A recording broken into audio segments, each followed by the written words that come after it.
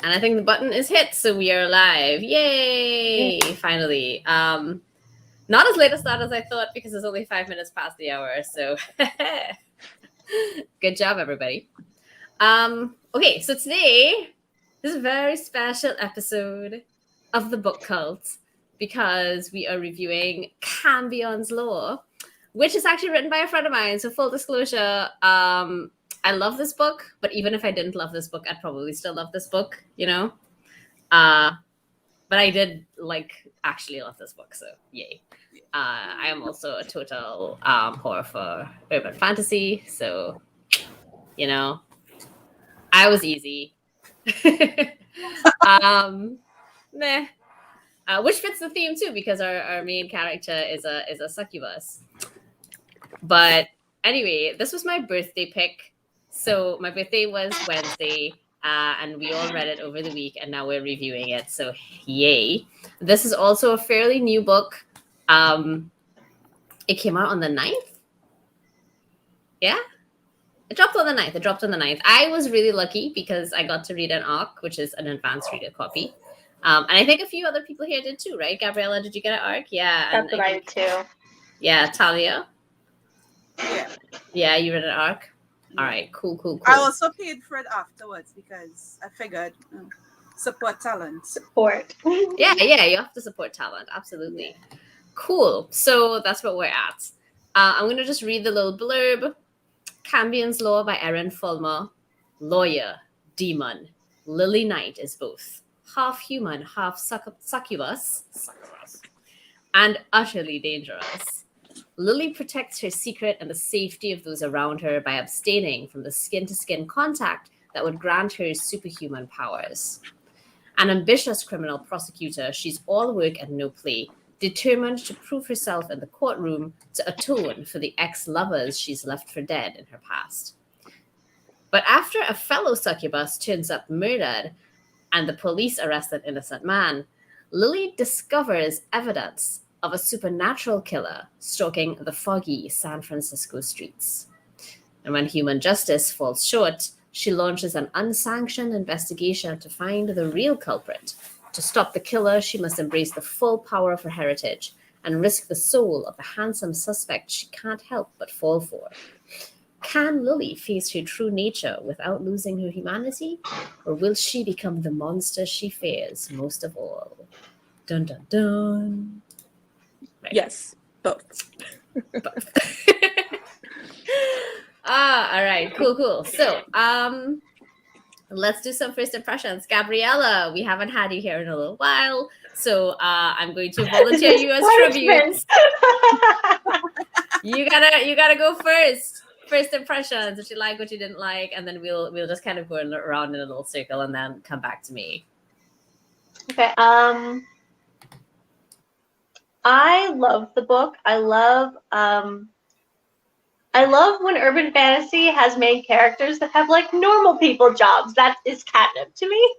Like, sure, you're a demon and a lawyer. Love it. I was so on board from like the first line of the blurb. To be fair, some people would say that there's no difference between demons and lawyers, but I'm just saying. Wow. This is a really good joke, though. Yeah, it's great. And I just really liked she really made the consent is sexy work. I was impressed. It was hats off the whole time. I was like, all right, this is a great metaphor to like really dig into the like concept of consent with all of the various like mitigating factors of like mental, what might make you more inclined or less inclined to give an informed consent. And I loved it. It was great. It was great fun and also really, really sexy. Yeah, that's about where I am sitting at too. Shayna, go. Oh man, I totally agree with Gabriella. Like, you know, definitely got that like consent is sexy, and it really was, and I think it was pulled off just incredibly well. But I think what I enjoyed is I got like strong Black Dahlia vibes from this story, which I really loved because you have like, you know, the strong, sexy femme fatale kind of, you know, that's like, you know, murdered and no one really knows like who done it kind of thing. So I used to like, that I used to like those kinds of, novels and stories when I was younger. And just the fact that like, we have like a half demon, like demon that, is like trying to resist like her, what would be her, like, half of her true nature. Right. And struggling with her identity in that sense. And what it means in terms of, the larger world and things that she believes in as a lawyer and injustice and things like that. So just a lot of really good material, a lot of good things kind of playing, just playing in not just in the background, but even in the forefront of the story. And it was just really rich novel, I thought, with a lot of different avenues for stories to be told and for things to happen. I enjoyed it just through and through. I think the last thing I really wanted to say was like I thought that, and kind of touching on my point about it, having lots of like richness, right? I thought every single character I enjoyed because every single one of them had this kind of simple motivation that was kind of driving their plot in the novel, and I just couldn't kind of just wanted to consume them, right? I could see where lots of stories, side stories, and things like that could kind of sprawl from how well each of these characters were set up. But yeah, I loved it. Bree. Okay, cool. First of all, happy to be back. I missed you ladies. And what a great book to come back to, because I know I missed the last two, but I haven't read I used to love urban fantasy, and I haven't read one in so long. When I think of this, what comes to mind is like how I felt when I read Kim Harrison, the Hollow series. I don't know if anybody's read that. But this I've kind of read them all, even the most recent one that really annoyed the shit out of me. Really, Like, I stopped the halfway finale. But that's this is not about that. We can talk about that another time. But yeah, anyway, I know the comparison books. Yeah, but it takes me back to that, and I haven't gone to those kind of worlds in a long time, so I really enjoyed it. It was hot. It was the temperature just really went up a couple of times. Excuse me.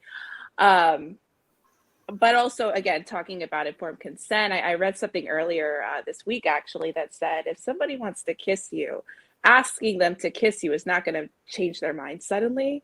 And it's hot. I love how she approached that in this book. And I also like the whole writing in between. I think a lot of books we've read have touched on the theme of being part some, part something else, and finding your place in a world where you don't feel like you belong in either. So I think this really tackled that. All in all, it was fun. It was a lot of fun, and I can't wait to discuss it further. Alia, that's you, girl. All right, I'm gonna start what I didn't like. I didn't like the cover.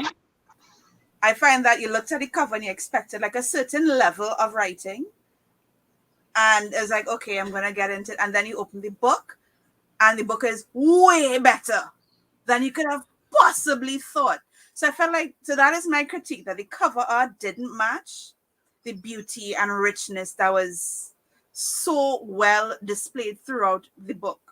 That book set great expectations from the very first line and then took it up a notch. Y'all know I love a whodunit. I love detective stories. I know like all of the Sherlock, etc. Like I cut my teeth on the Sherlock books. That was the first real, like, as a child, it was the first books I read original, not the watered down kids classics. So I do have a very, very special place in the heart that the place in my heart is supposed to be for detective stories, for whodunits. Even if it's not an actual detective. Yeah, so I'm biased towards books like that. And it wasn't like this easy. I know I'm biased and I'm reading it. This book was like, this is when I tell people I like these kinds of books. This is the book I give as proof as to why you should like it. Consent is sexy and fucking required. Key. I loved that. I love Sebastian for very, very biased reasons. You all saw me have a whole meltdown on Twitter because of it.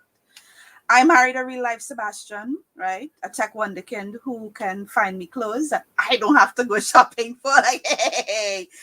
And my Sebastian cooks. My Sebastian is an excellent cook. And my Sebastian is better than this Sebastian because he exists in real life and I can do him that. With his consent, of course. Yes, Candy, you need to read this book. It was so good. I loved it. I love that she was literally touch-starved, right? And is like starving starving of a nutrient that her kind needs.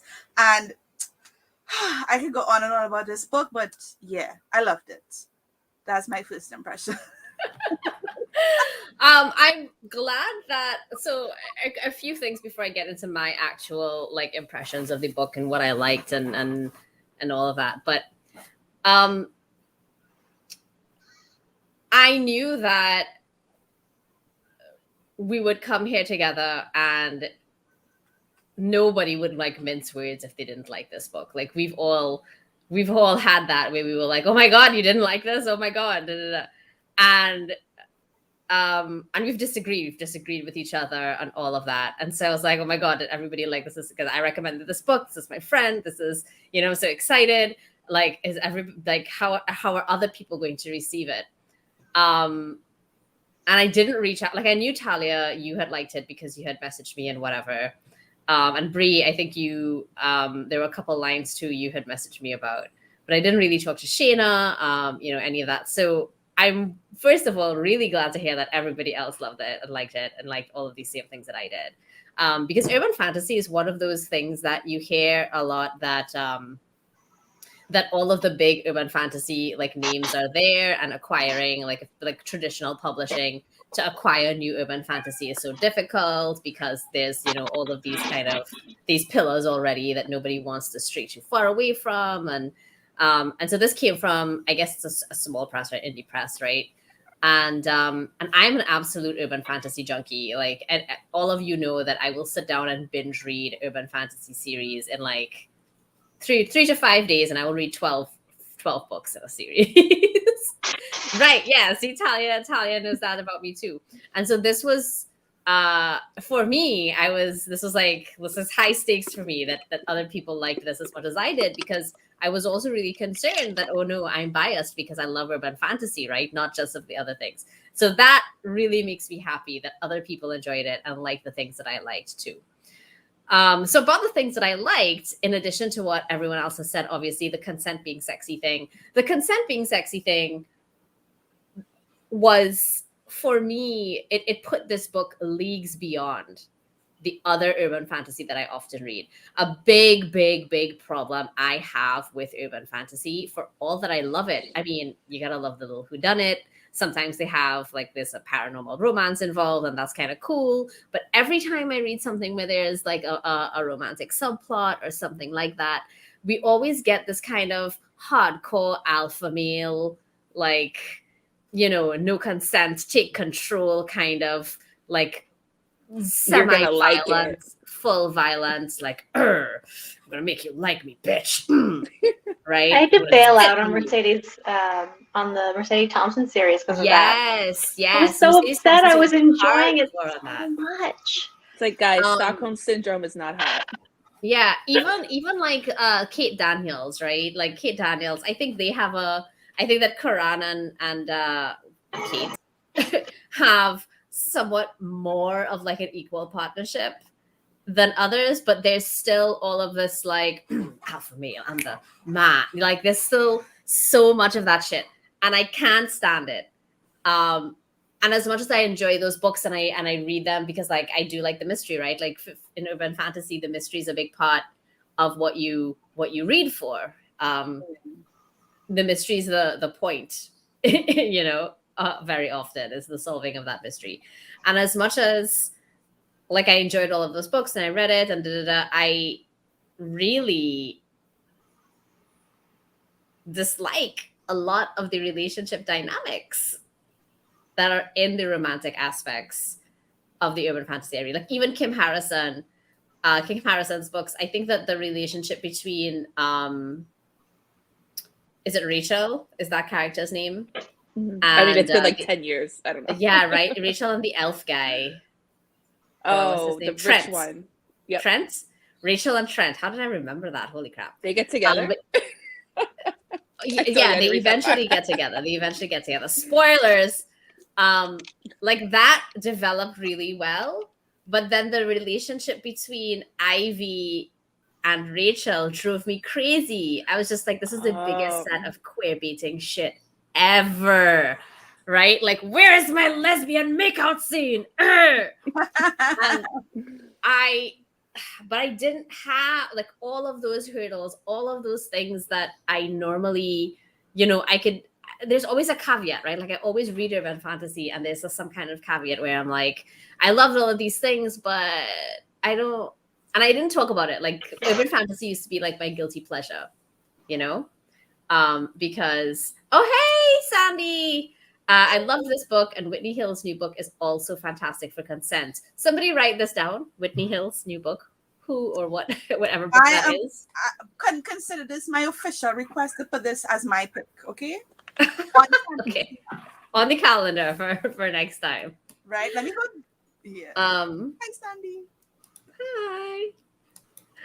But yeah, so like urban fantasy was kind of a guilty pleasure. I didn't like telling people I liked urban fantasy. Like I kind of like hid it somewhat because I was a little ashamed of the kind of relationship like dynamics that you often got where you had that. And I was like, I don't want people to think that I'm into this because I don't like it. It makes me ashamed that I read books with this because I don't actually like this one specific thing. And I did not have any of those problems with this. I loved it so much. So I put up my hand.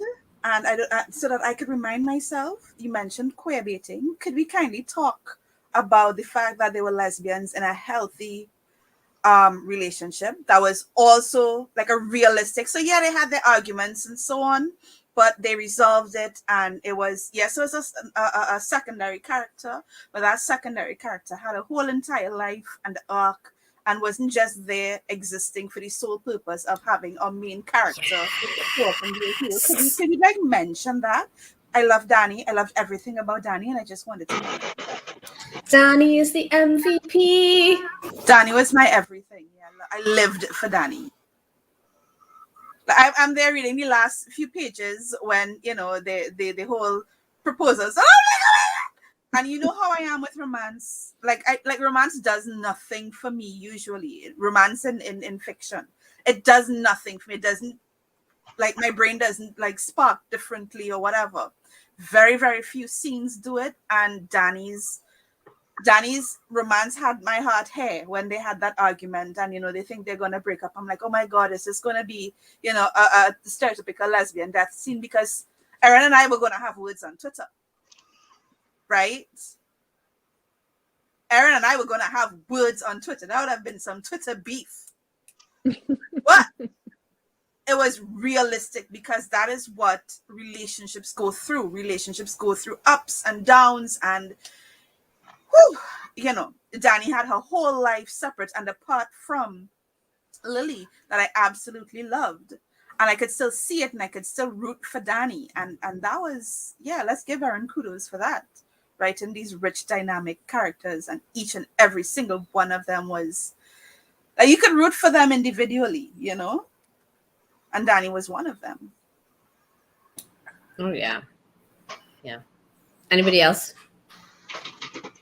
Because I could talk about this book for like the next hour by myself. I want to make sure that other people talk about it too. Yeah. Danny was also my favorite side character, my heart and soul for Danny. And I've been promised that there's more of her in book 2. And I was like, yes!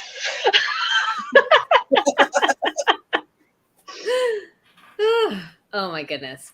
Let's talk about a little bit maybe about the there are two things I want to talk about really is the world building and sort of the law and stuff that's being drawn on.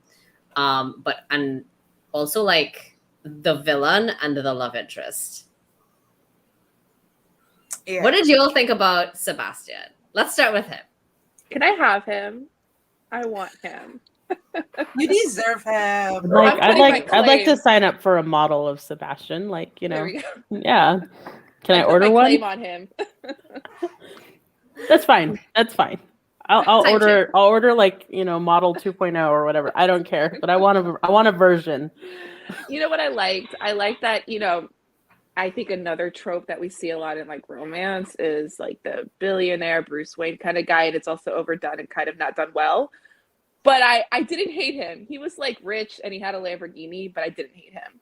In fact, I felt like he was kind of down to earth a little bit. He seemed, I don't know. Okay, so my favorite detail about his character was, and Care, you're gonna like roll your eyes big time at this, was the care in which he picked which of his cars he wanted to like take Danny in for a ride. I'm not gonna roll my eyes at that, and let me tell you why. I read that line and I was like, "This is male Shayna." That's what happened. I read that line and I was just like, "If this guy, I agreed. Real, it would be Shayna." This is something. Listen, I have known Shayna for Jesus. What has it been, like 10 years now? More than 10 years now. Forever. All right. Our souls have known each other for like like we centuries. Shayna is the love of my life. She's my soulmate. And Shayna and cars. I don't even like, even peanut butter and jelly is not as classic or timeless a combination as Shayna and automobiles. Okay, like Shayna. To tell you, can I tell them about the lack of names? Okay, so like in college, Shayna might date guys. We have to date. I do not remember any guy that Shayna dated by name. I remember what they drove. I remember their car. That's how we identified whoever Shayna was dating. Like, are you still with Blue Honda? She had better taste than that, I'm sure. She had way better taste than that. Thank you. But yeah, so Sebastian does this thing where he's like, oh, not that one today, and I'm like, oh my god, it's straight. This one, or pick which car, and like, oh well, I want this one for this is the occasion, or I want it, like that was the embodiment of you in like that line. That moment. It so was. If I hear you correctly, Kay, right? Your wife and my husband are literally the same person. No offense, but my wife better looking. To you, but fighting words. That's fair. I've seen. Anyway, let's not go there. Okay. Right. Okay, back to the book, Sebastian. Back to the book. I remember you said on Twitter when we were talking about it, right? When I said that I love that whole, that was Miguel, where he will look at you and he will know exactly what you, etc. And you said it was creepy, and I thought to myself, no, there's a particular attention to detail that people in tech and engineering, especially if you're good at your job, that they have. And Miguel will literally see to the millimeter of something and say, yeah, that's not going to fit before you even measure it. He can't draw a straight line to save his life, but mentally he can measure it. And like his attention, again, if we go back to his personal attention to detail, that was well woven into him, and it showed in every particular facet of him. And it was not just the clothes, it was him thinking about what she should eat to rebuild her energies and so on. It was him making sure that she had that the consent was present, and it was like that was his bar. His bare minimum was consent. And it's like his bare minimum is up here, but for everybody else, the bar is in hell. You know what I mean? And that is what made Sebastian this great person. Like, he could have been a barista and we would have loved him. But he still had the Lamborghini, yeah? I mean, yeah. Barista with the Lamborghini. I mean, the cars kind of sold me on Sebastian. But yeah, no, I get where Talia is going. Yeah, each individual character was just so totally great. Even the villain. The villain was beautifully written. I absolutely hated him from the get-go. And you know what? Okay, hold on. I'm gonna rewind. Wait. I don't want to get ahead of myself. Let's finish on the Sebastian chat. Right. 3, Gabriella, Shayna. Anything else you'll want to add? What do you want to say about Sebastian? Anything else that you want to add? Love you. Oh, I did like that at the end. They mentioned, because another thing again we see in romance is I'm in love with you after a week, and then there's babies and things at 2 weeks, and it's ridiculous and stupid. They agreed to take it slow. They agreed to give him time to mourn Nepenthe, and she needed time to figure out who she is and her new boundaries, right? Physical boundaries. So I really appreciated that he was like, no, we're taking it slow, and they're both okay with it. They discussed it like adults instead of this reckless abandon, like we're in love now. And it's like, are you though? Like, are you really going to weather this storm? So I appreciated that at the end. I thought it was very realistic. Oh, yeah, absolutely. Anybody else? Before we start talking about Ariel. Blech. Did you just say bleh? Is that what just happened? Okay. Shay, anything else you want to say about Sebastian? Because I totally just derailed the conversation in the middle of when you were talking about what you liked about that character because of the car thing. Well, I mean, cars was kind of like the end of the sentence for me, but because I mean, honestly, like there's nothing hotter for me than a guy who,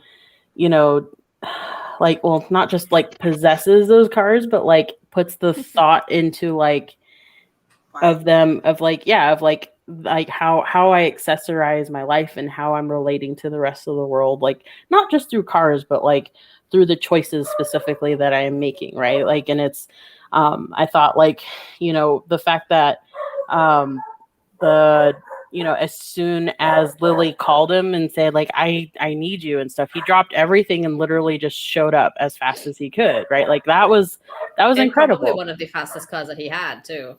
I think it was the fastest, depending on, well, based on the cars that were mentioned in his garage. That's my Sebastian. Yeah, this is Talia. That's like my details. But yeah, so anyways, but I was gonna say, like, the other thing I really appreciated about him was that he had, this like, and this is kind of where like I was really sold on the whole idea of like consent is hot, is that this is clearly a guy who has in his past relationship with Nepenthe like has just been enjoying sex for the purpose of like getting his needs like fulfilled, right? He also had very clearly was I don't know, I really want to say dabbling, but it didn't really sound like dabbling based on the kind of the innuendos that were mentioned, but like he's very clearly like a dom or into the bondage scene, right? And like, and it wasn't thrown in our faces like in some of these other kind of more smut novels that have become trendy lately. This was like in a real sense, what that type of relationship is about, which is about consent, and it's about mutually agreeing as adults like what we're going to agree to do to each other, not just to hurt each other, but to enjoy each other, right? And I felt like it really hit on those aspects really well, like through his character. I have not seen, and maybe it's just that maybe I really just haven't read as much urban fantasy as I think I have, but I've not seen a relationship like that clearly uses the words negotiate and negotiation. We haven't negotiated. There's nothing we've negotiated that I can't do to you here that I right here. I love do, that line. Right? Like there's nothing like that. That's really, really key. That consent and negotiation. Like he knows what this is about. He knows what he's doing. That is the kind of situation. And that's the thing, is that these relationships like that are completely about trust and safety. And that's why consent is so important. It's not about it felt it's about right. Yeah. Right. And And it trust. felt from the very beginning that you could be safe with Sebastian because that is how he approached everything. Right? That's what I was gonna Yeah. say. When I was reading these pages, it felt safe danger, right? It's like it's gonna be exciting, but it felt safe. It felt informed. It felt like he's talking and he knows what he's talking about. Not like some of these other characters that are just like, yeah, I'm gonna spin you each way to Sunday, and it's like, okay, are you? Like, what's going on here? So it felt Yeah, it's reading like these this is pages just felt not really safe. what sex looks like. Like this is not no. What Like kind of this porn is are so you exciting. watching? I don't really want that. Not just that, this is the first time that I have read personally any sort of kink book. I wouldn't call it kinky, but the aftercare was there. And that is what separates Sebastian from a lot of the other male love interests that participate in kink. When I say characters, I also mean the characters on dating apps. I am in a group called Men Severely Underestimate Their Fixed Market Value. And it's all of these, I am a Dom, I'm 21 years old. You cannot say no, we don't do this, we don't do that. And I'm like, oh, this is just abuse with a pretty t-shirts. It's an excuse to be an asshole. Right. Yeah, Exactly. definitely. Anything is like, I remember like a million years ago back before I met my Sebastian, and some guy was like, oh, well, I'm into this and that and the other. And I was like, oh, that's cute. What's your aftercare like? And he's like, what? What's that? No answer. So you're an asshole, right? You're not a Dom. What's that? I said, oh, well, check me back in a couple of years when you've gotten that experience. That's because I'm an asshole. But that is what, to me, that is what separates Sebastian from these other individuals that participate in this.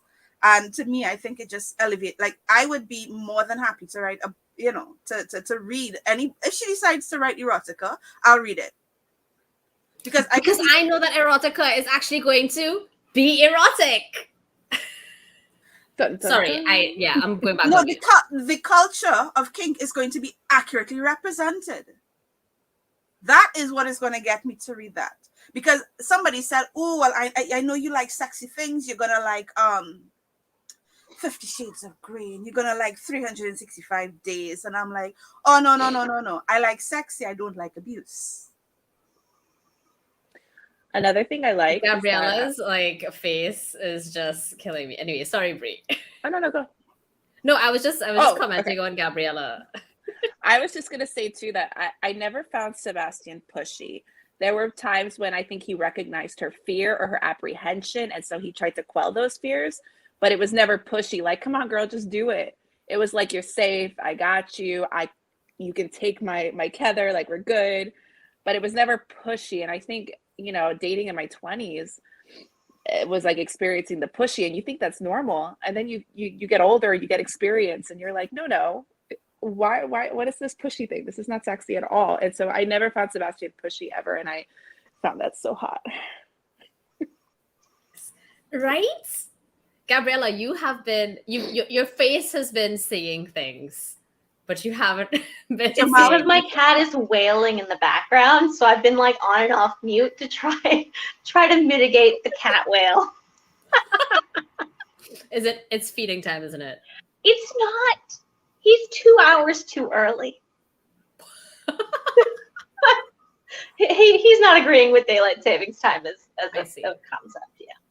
I see. But nevertheless, now that you're not muted, we can't hear him wheeling. If that's good. any concern. I personally don't care, but yeah. Is there anything you want to say or add to this conversation about Sebastian and consent and sexy kink? I'm usually not at all very into any like kink stuff in books because I've been burned. So I went into this like, I'm reading it because my friend wrote it, but this isn't my scene. And I was not burned, and I was pleasantly surprised. It was lovely. That's cool. That's good. Yeah. I do think it's like, it is a light on the kink. Yes. Yeah. It's really light on the kink. It was it's good like, for someone like me who's like not about that because I've been burned right, by just right. books where you're like, this is not what I signed up for, guys. Yeah. That's fair. That's definitely fair. But I think part of it is that, like, if Erin wrote books that like got way more into BDSM kink, and like the various parts of that, I would not be afraid to read it because of how she's handled this in this book, right? Like, I would feel like I'm getting a real representation. I would feel like I'm getting I wouldn't feel like I'm reading this and harming myself, which is the being burned, you know? You did that to me once. You sent me a book recommendation that was very, No. That wasn't a real recommendation. That was, I hate this book. It's horrible and I hate it. Suffer with me. You asked me This for tastes it. weird. Would you like a bite? Yes. You she asked me for that book. No. He said, what are you doing? You need to stop reading right now and download this book. It's free right now. You need to read it. Did I say That was that? that. Are you sure that was the same book? That I is the same book. apologize. I That apologize. is, and then you Nobody deserved that. And Nobody I deserved remembered Brendan's. I was actually gonna put that on the book list, right? So we could all collectively suffer. But I Nope. I decided again. I would have vetoed the shit out of that. It was, yes. So I remember Brendan, one scene that I posted said, because I posted it in our like chat stuff, and he said, individually, these words are English. And that is a phrase that has lived rent-free in my mind. Going back to the book and kink and punishment and so on. We could all recognize it's kink because of the consent, and the bindings weren't about the sex, it's about keeping her safe, etc. You know, And it just leads me back to like things that I've always mentally said, that if it's one thing that vanilla sex communities could learn is from kink, is things like consent and aftercare. You know what I mean? And I felt that like that was more the forefront of their sexual relationship than the bondage and the, so on. I think, and that's what I was like holding those words back while you finished, is that it's so fucked up that you recognize it's kink because the consent is so clear.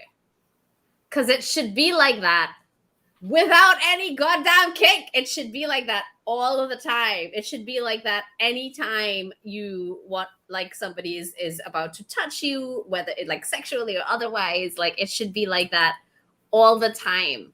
And it's so messed up that we have to be like, oh, well, clearly there is kink involved because, yes, there's some light bondage, very, very light bondage, but there's the explicit consent. That's so dumb. Consent is not kinky. Consent is key. Okay. Consent is all right. required. Consent is required. Exactly. Consent is the bare minimum, baby. Bingo. So with all of that said about consent, let's talk about Ariel. Fuck that Ariel. asshole. Oh, there's a term for it. I found out. Okay. Let me just stop. There's a term for men like Ariel and for men that are usually represented that way in other books. They're called alpha holes. Oh yeah. Uh-huh. I like this term. This is a good term. Yeah. It's an alpha hole. But people use that term as like a way to sell their books too. They're like, "Oh, you alpha!" Like people like that. Hey, good. I mean, if you're making money, you're making money. Or they use alpha hole to sell their books. No, they use alpha to sell their books. But I mean, alpha, like, yeah. In discussions, like when you in groups talking about like writing to market and things like that, like behind the scenes, people are like, "Oh yeah, alpha hole books," and it's like, "Oh my god, they're horrible. Why?" But people like writing them. People like reading them. Because we rather deal with them on the page than deal with them in real life. Because when I'm like at the point where I can't take anymore, I can close the book. I can go wash some dishes. I can't always do that at my work, at my job, right? I can't just leave and get up and clock out and go home and like sweep under my couch. I can't do that in real life. I don't like alpha holes in real life. Y'all are going to take fake science that have been decried by the very person that invented it, which is the best way to put it. Right? and tell me you're a wolf, you're an alpha. It's like, are you a grandmother taking care of her sick grandkids? It's horoscopes, but for men.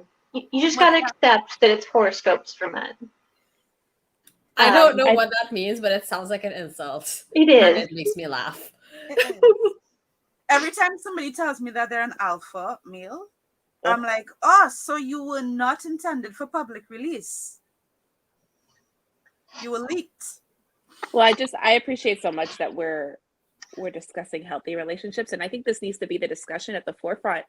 And what we should be telling people are great books and great romances, because what's running rampant is these alphas, because I think people just think that's sexy. They're like, yeah, a man throws you against the wall and tells you you're gonna like it, and you're gonna like it, and it's like, that's not, unless you agreed upon it ahead of time. It's not. I'm not saying that throwing me against the wall can't be sexy, but if you throw me against the wall and it's not sexy, then therefore you lied to me telling me I'm gonna like it. Right? I'm not saying don't pin me, tie me up like a pretzel, and then, handle your business and telling me I'm going to like it. Because if you lie about that, that's the part you have a problem with. Like, give me the follow through. Find it. So he could be an asshole if he actually has what to back it up with, then, yeah. I mean, are you really an asshole? There's a lot to unpack there. Are you really an asshole in the if chat? you can do the job? You're not an asshole if you can do the job. You're confident. Okay. Right? There are somewhere out there is a therapist waving their finger at Talia. Okay, so Mel G in the chat says Ariel is usually a detergent, but he's more like a deterrent. And honestly, that is like the embodiment of my feelings about Ariel. Slimy. Yeah, so slimy. BL also says, I kind of wonder as a guy how many cues RL, I guess that's real life, men took from alpha holes.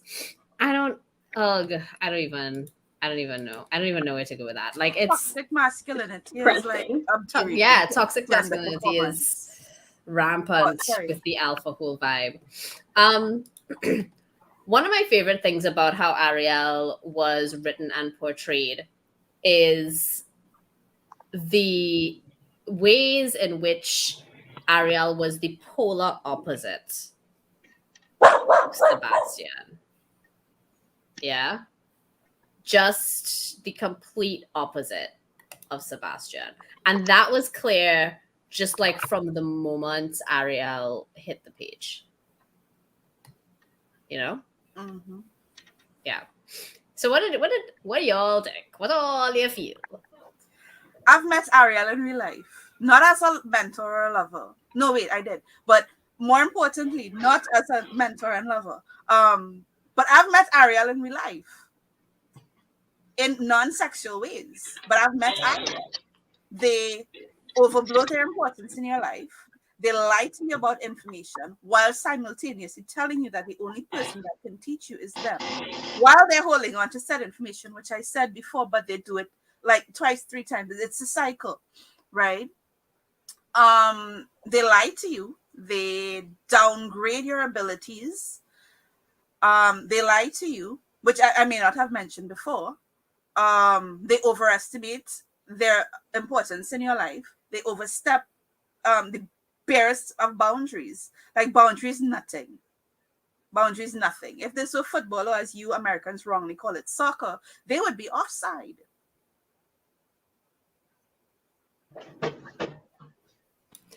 And again, they lie to you.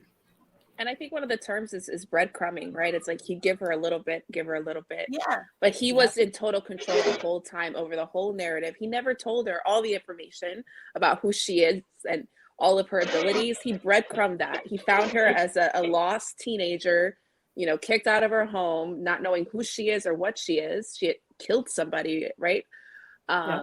He took advantage of her trauma, gave her just enough to keep her coming back for more, when if he truly cared about her, he would have taught her exactly who she is. But he was never in it for her. It was never about teaching her how to be a succubus. It was about, you're going to be my food source eventually, so I'm going to groom you.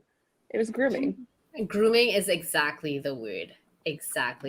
So Sandy has mentioned in the chat, Yes, I was so afraid he would be the love interest, and he already pushed/broke her boundaries, and I was going to hate that. I think we all are on that page. Yeah. I was so happy the instant she met Sebastian because of that. Yeah.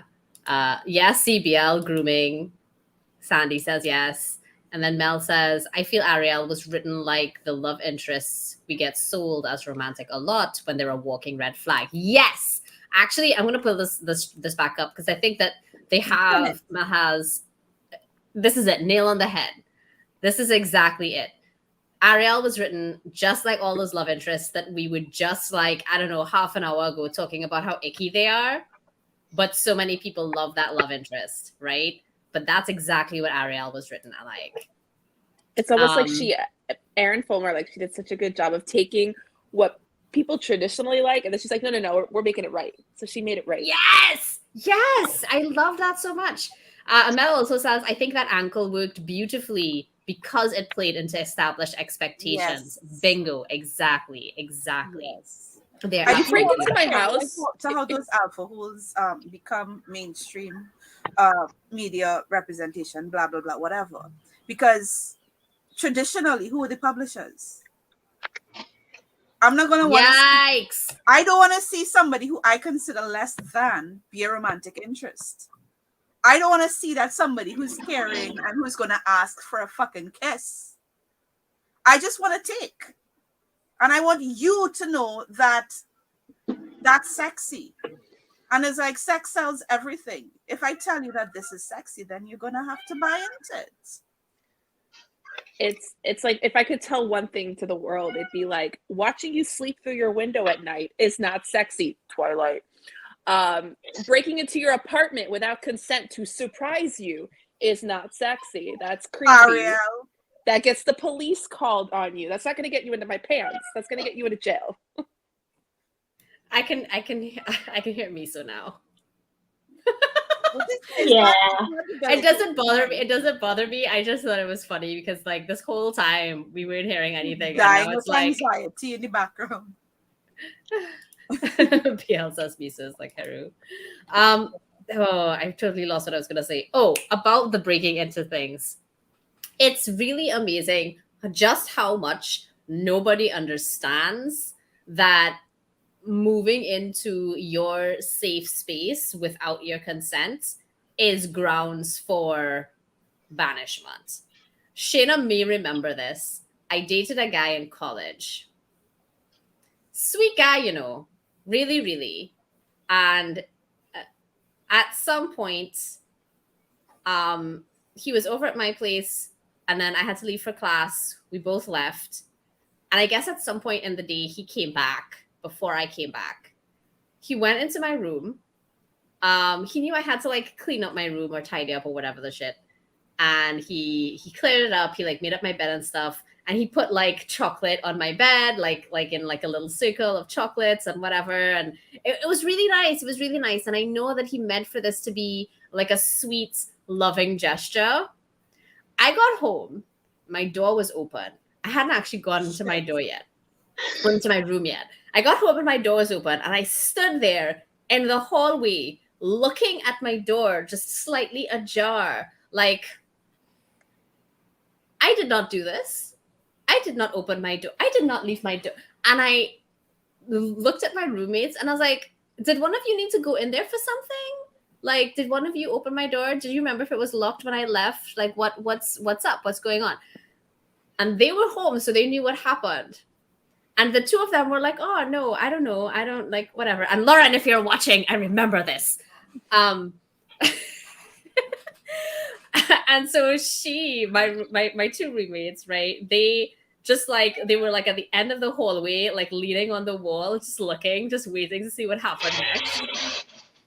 And I was like, okay, this is weird because I didn't open this. I walked in, I looked around, and I was just like, what the fuck? I like started to curse. I turned around just in time to see them like pass laundry money because apparently they'd made a bet on what my reaction would be. Fuck you guys. Because I was so pissed off. Like, what the are you doing in my room when I'm not there, without telling me, without you getting my permission, like whatever? I lost my shit. And that should explain to you why I don't like most romance books. Right? Because everybody else that I knew would be like, that's so sweet, that's so romantic. And I was just like, no, fuck you, get out of my life. I never want to see you. But again, going back to the whole consent and the things that seem sexy but are really creepy, and they say, oh, you know, when he's attractive, it's fine, it's flirting, but when he's ugly, it's not. I was dating this guy that I really liked, and we were clubbing and we were in the party, and drinks flowing because I was a attractive girl. Thought I was really sexy, dressed accordingly. So drinks are coming my way. So I'm like, okay, I'm gonna go pee. I tell him I'm gonna go pee, and like start a walk away from him in the direction of the bathroom. And he grabs my hand with the full intentions of spinning me back around so he could give me a kiss and be so romantic on the dance floor. And I fucking lost it. And this is somebody I was planning to do some things to. He cock blocked himself. And this is somebody that I was willingly coitusing, this person. And you want to tell me you did that to yourself? Please keep in mind that I had previously told him, I do not know what it is. I am not traumatized. This is not a particular trauma that I have. Do not grab me unless I'm in danger. If I'm in danger, I'll figure it out. I will process that myself. Do not grab me unnecessarily. If I'm walking, he already had the instructions. That's on him. Very bad. That's why anyway, let's not get into his cousin. But anyway, point is, consent is the bare minimum. And again, let's go back to the alpha hole. Listen, he was such a well-laid asshole. I love the writing of Ariel from a writer's perspective. Are you saying that he was an onion asshole? Is that what we're getting at? Like Shrek style? Like he was an onion? So many layers of asshole with a pucker right at the middle. Ariel was. So he was a mentor that had sex with her. So there's already a power imbalance right there. Exactly. And even if they did not have, powers, or Ariel didn't live for, he didn't see, he wasn't there for the first Big Bang or whatever. Even if he wasn't that old, he was still a fucking adult who groomed a 16-year-old girl that had no parents, whose biological father was missing. Her stepfather othered her. Her mother was too weak to stand up for her, and she was literally fucking homeless. Right? For all intents and purposes. And then he brought her under his wing and fucked her. Whether she liked it or not, you created a power imbalance that made you indisposable to her. And then he made it so she couldn't say no. Cross country to get away from your ass, and you pick her lock and end up in her fucking bedroom. Oh, I'm sorry. Yeah, I think I should get some water or something, because listen, talk about lack of, like, I could probably just, those things where they say, what's one topic you can talk about without prompting for, what is your TEDx talk? And my TEDx talk is fuck Ariel. With consent.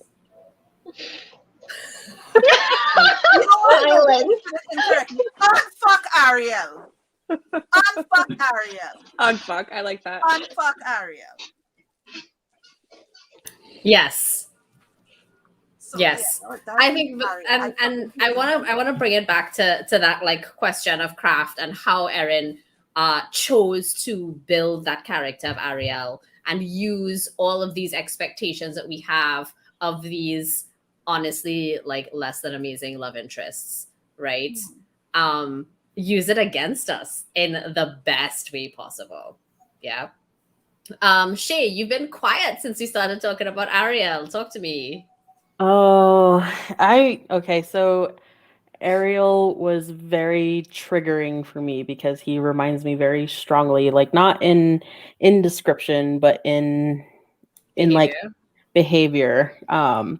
Because I I fell victim very early on in my life to a relationship like that. And as soon as he showed up in the room, and we had, because I think this is one of my favorite things that Erin did with the just like that fantasy, like succubus energy of Kether, right? And how everyone kind of had like a Kether that was like, I'll say flavored after the person's intentions, or maybe like relative emotions to Lily or to whoever, right?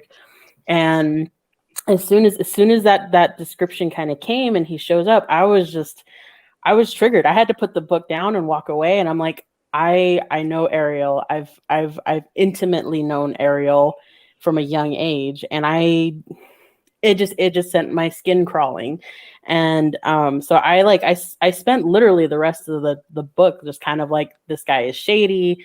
I like my red flags are like everywhere for me. And then kind of like the big reveal happens, and it's like, oh, guess what, Ariel's the villain. And it's like, I'm not surprised. Not surprised in the least, because this is the thing that shaped my life and made things for me become very apparent about why consent is so important in relationships, and why I have this deep innate need to want to protect those that are in my life that I love, right?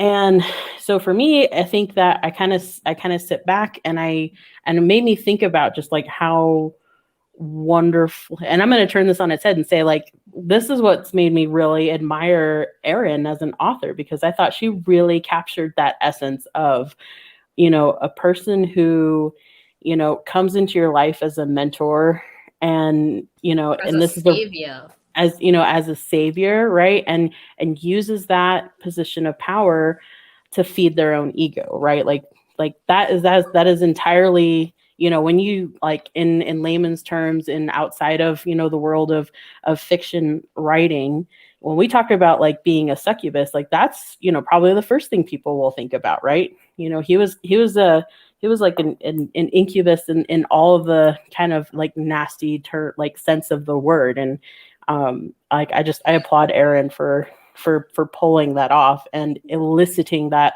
emotion from me as a reader. Again, one thing I want to mention, that as I remember it, because I think it's very, very important, the lack of victim blaming, because she was falling back in love with him.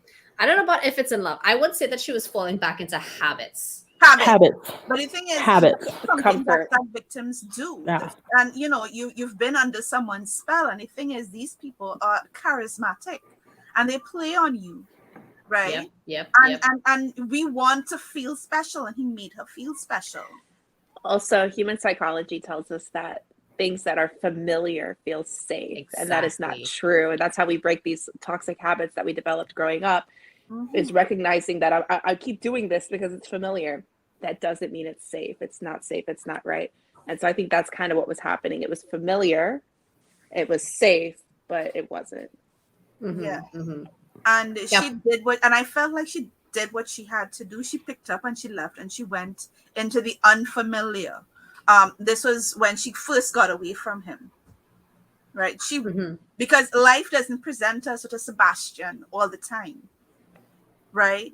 For us to properly say, well, okay, this is right, this is healthy, and this can be my new normal. Life does not present us with a Sebastian.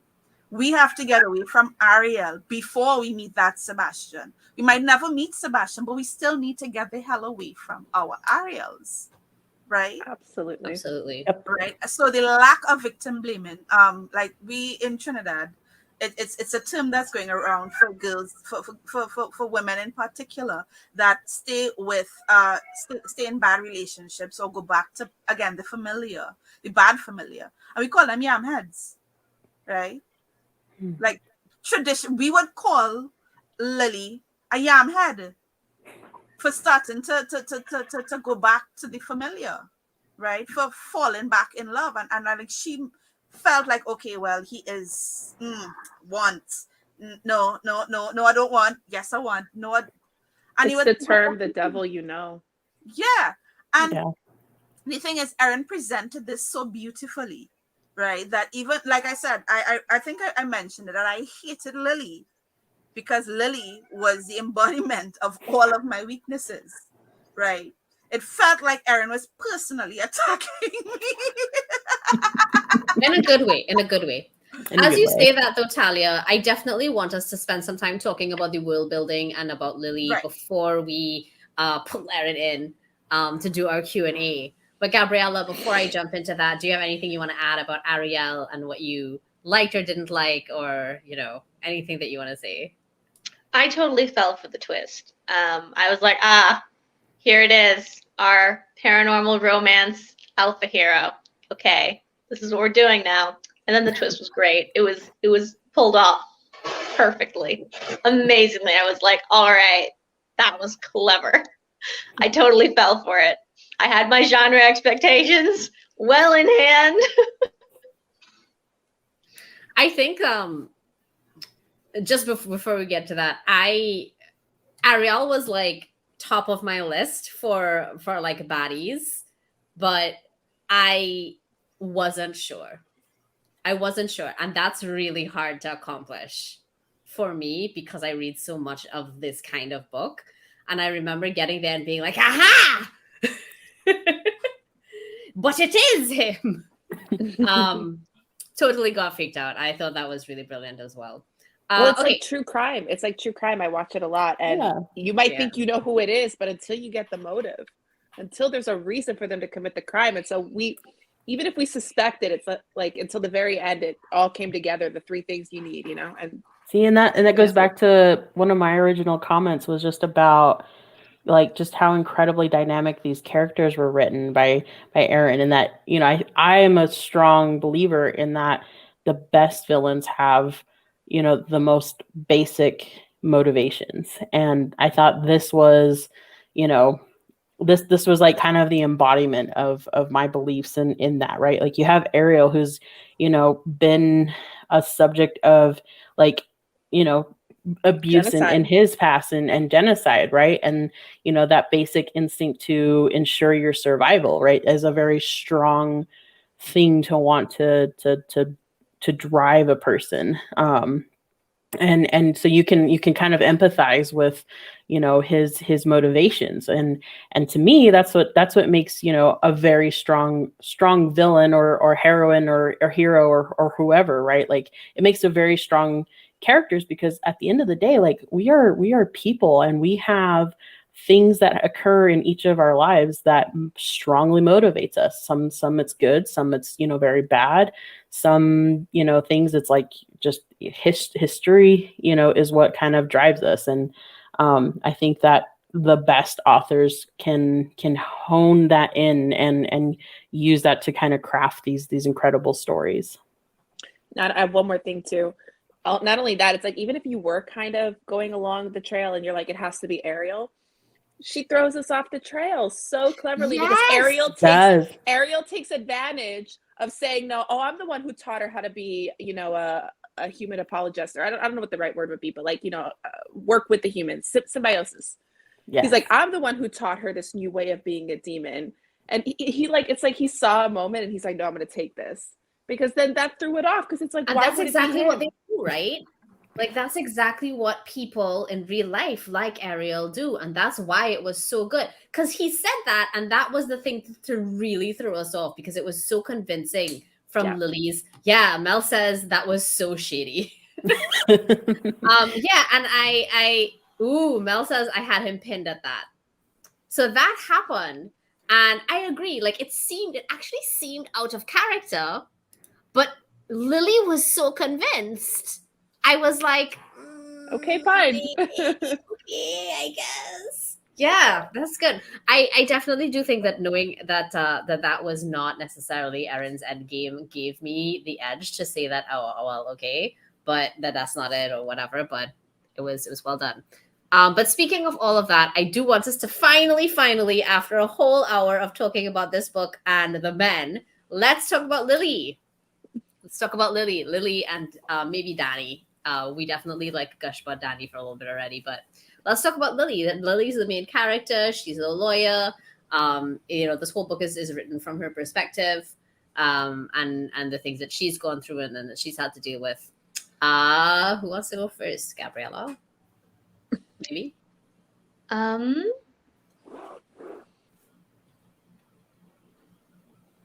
feel like I should have stronger opinions about the main character.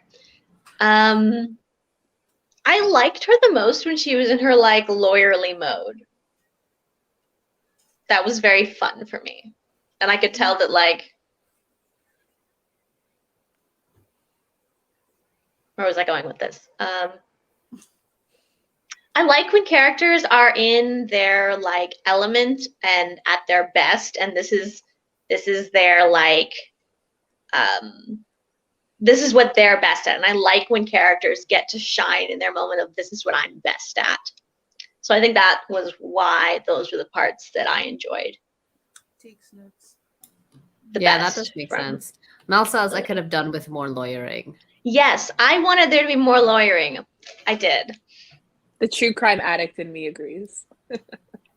I will fully admit here to you all, like when I was younger, I read a lot of John Grisham novels and totally agree. Like and this was probably like my favorite aspects of Lily as a character was just like, when she was in that kind of lawyer mode. Like the first time that we kind of have that scene where she goes down to visit Sebastian when he's in custody, like that whole scene was hot. Yes. Oh my God. But yeah, and I just pictured her walking down those grimy halls and looking like the best thing that she is. Yeah. Oh God. Getting out. Well, and it was That badass too. It was everything I loved about six that. people of us are talking. I mean, there are only 5 of us here, but whatever. There's 6 of us talking. Talia and Bree both said something, and then Shayna picked up at the end. So let's go Talia, Bree, and then Shayna, if you could continue. No, when she was walking down to the hall, this was after she started getting Kether from not Sebastian, from Aria. So she had started looking like less touch-starved, because I touched on that before. And she was literally being starved. So this is after, she's had a full meal and, so she was just at her best that she's ever been. And then walking down those stairs. Yeah, that was really good for me. Bree. Oh, I was just going to say, I really liked it when she was talking to Sebastian. Like, he looked happy to see her. And she's like, I'm not here for you. She's like, nothing I say is going to help you. So she's like, ooh, like she was in her element. And I think the biggest thing too, well, I'll save it. Shayna, you finish and then I'll give my thing. Oh man. Okay, so I'm trying to remember where I was going.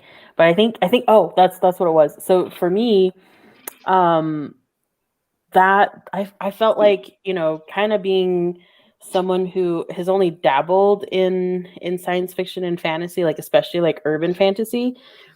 I felt like this was kind of like that awesome pull of like, we could like really use that kind of lawyer, kind of John Grisham-esque type whodunit scene to really draw in more readers from like the John Grisham type fan club into really giving fantasy more of a chance, because I felt like that was like a really good hook for me, being a John Grisham like groupie. Bree, what was your big thing? Yeah, so my thing about Lily and the lawyering is that I think maybe one of the reasons I like the lawyering so much is because that was her choice. That's how she got out from underneath Ariel. She's like, I'm going to go across the country. I'm going to be a lawyer. And so everything from that point on was her. It was her strength. It was her drive. And it was her desire, right? So I think when she was a lawyer, it was like her and her element, her and her confidence. And then when Ariel comes back in, it's like, she didn't feel confident anymore because it brought back that side of her that she wasn't sure of. But it's like in the courtroom, she was on her feet. Being a succubus, we're kind of uneasy. So I think it was just a really powerful moment to see her like, no, she is self-assured. She does know what she's doing. Yes. After when we're off, I'll tell you why that in particular, what you just said, resonates so strongly with me. I'll let you guys know privately. But like in particular, what you said, Brie. Yeah. Kay, you were gonna say Do something. I already know the answer to this? Yeah. Scene. Anyway, so I totally agree. And I really liked Lily felt, and this is another thing that I think we get a lot in urban fantasy. Urban fantasy tends toward some of those things or some of those books where because you've got like 12 books in a series, right? You're writing this, it's serial essentially. Um Sometimes you don't really get main characters that are really deep or have any dimension, or are multifaceted in any way. Yeah, they have their flaw. Yeah, they have their motivation. Like the GMC is there, sure, whatevs, but they don't resonate the way that I felt so much of Lily's experience, and her internals, and like kind of what she was thinking and feeling and why, and the choices that she made. So there was a part where she lied to Ariel. She like point blank lied to this bitch, and I was like, is this an inconsistency in the novel, or is she just lying to this? She just lied to this asshole because she can, right? Because she That's can. a community piece. And the thing is, that also felt real to me because Lily didn't like think about it or feel guilty about it. She didn't indicate to the reader that, oh, I'm lying to this guy. She just did it. She was just like, and that was it. That was Word it. for word. That's it. Yeah, no. Yeah. And she just did it. And I was like, okay. Just like that. And I mean that was one of the first things that made me go, but there was more, there was more of that. There was more of that. And again, what you guys have already said about the lawyering and being in her element, and Lily being in her element and just being able to be herself. And I agree, Bree, that's exactly what I think. Bree's who said it, right? This because it was your choice. Mhm. Yes. And that is really what made me feel like that is why those scenes were really about Lily being in her element, or like what it really like pulled on for me is that this is, she's grappling with this shit with Ariel and whatever else, but Lily is in her element when she's a lawyer because that's the choice that she made. That's what she wanted for herself. I do also think a lot about this stuff about being touch starved, and what it means about Lily and what we learn about her relationship with Ariel simply through the fact that she feels the need to be touch starved in order to move forward, right? And so this idea about like the Ketha and the Ketha pull and whatnot is one thing. But like you said, Talia, it's such a good metaphor, or maybe not even really a metaphor. It's not really metaphorical. It's literal, right? The touch. And it tells us so much about Lily and her conviction and her desires and how far she's willing to go, because she's literally starving herself, right? To be a better person. And it tells us so much about what she thinks of herself and her self-worth. It tells us what her past is without telling us what her past is. Yeah. That she like this whole relationship with Sebastian is just like mind-blowing at the idea that I could have all of this that I want without hurting somebody that I like or care about, and I can be healthy without that. What? I could be safe and loved and healthy. I can have. I can have. I want. I can have. have? I What? can. What? I can. Like And I that tells us so much about the character's past without actually having to go into any backstory. because that desire to be touch starved, not desire, that decision to be touch starved. Sorry, I misspoke. That was literally a trauma response. Yes. That's literally like I see it Yes. after I read it. Like wow, like her desire to not participate because he could have taught her how to control it. He could have. He had the time, he had He the could have done so knowledge, much he had about. the access. But then he had- would have given her power. Exactly. And that is what these alpha holes don't do. They don't give you that power. And the thing is, that was his job as her mentor, as his self. He came wasn't into a her life mentor. specifically to be her mentor. Abuser. And then, no, that was what he came to do. And then he kneecapped her. There's this quote, and when I heard it, it changed how I viewed love, right? Because love, as I was conditioned to be, is an obsessive thing, right? It's ownership, right? It might be mutual ownership, but it's ownership, and I'm still unlearning that personally.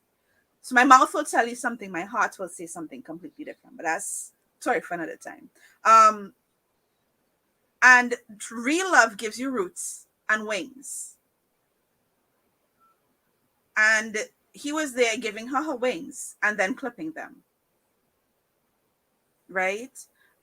He had shackled her instead of giving her roots. And those are two completely different things.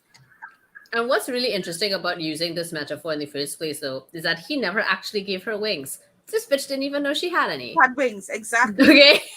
Exactly. She did not know. And that actually, when she got the wings, I was like, this is why this metaphor is in my, this quote was in my mind while I was reading this book. That this is, something, I said something about roots and wings. So this is giving me that roots and wings memory. You know what I mean? It's pushing that button. And it literally pushed the button when she gave herself wings because she learned to love herself.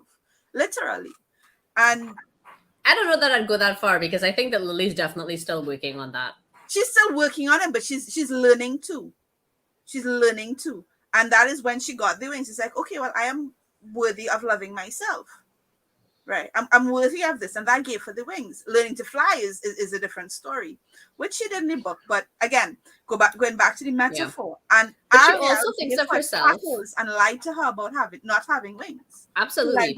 But I want to include or add mention that she thinks of herself as, remember, she thinks of herself as a monster, right? Right. Like she didn't want to even have any kind of relationship with him unless he clipped her wings. Like that was all she knew. Like, you need to hold me back. He taught her shame. If we're going to do this. Yeah. Right. And I just, we just learned so much about Lily when we talk about, and I think Sheena really described this well earlier too, is that when we talk about characters and their flaws and their traumas, so many people just handle it so poorly. And trauma like this, right? Like a backstory like this is often handled so poorly, and there are just so many red flags all over the place. And it's not that Lily was perfect. It's not that Lily was like an angel, though I guess she is. But it's not that, she struggled. She struggled throughout this whole thing, not only in the external ways of having these obstacles that she had to overcome and these problems she had to solve, but there was so much internal conflict just in her deciding what to do with herself. You know what I mean? Yes, actually, BL, this is exactly what I'm trying to say. Thank you for that. I clearly do not have enough calories for my brain. Use the aesthetics of trauma without the weight of what it means. That's exactly what I'm trying to say when I talk about how badly it's often handled. Is that people will give their ice cream shop, for fuck's sake. Shut up, bro. I'm ranting here. They need to give you free ice cream to give your brain some calories so you can rant properly. I'm trying with the little cookie thing here, but I mean, I was too excited. I was too excited to eat properly before we began. Yeah, right. I had breakfast though, so at least I had that. Yeah, it just, like, so many people, they give their characters all of these traumas, and none of it is dealt with in a healthy way moving forward. None of it is dealt with in a realistic way moving forward. None of it is really acknowledged, like the weight of it and what it means to live with that is really properly acknowledged and handled in so much, especially again in so much of the urban fantasy that we read like popcorn. You know what I mean? Because when you look at all of those like kink relationships that use bondage or that use other things that may involve pain or versions of pain, and the lines between pain and pleasure, consent, not consent, all of that, we get this so often, where people are traumatized. Like, you're reading this book and people are being traumatized on the page in front of you, and you're just like, help, what is happening? No girl, say no, run, report this shit to the police. What is happening? Block him. Block him, like, right? Like watching those bad Change your locks, get a security camera, move states.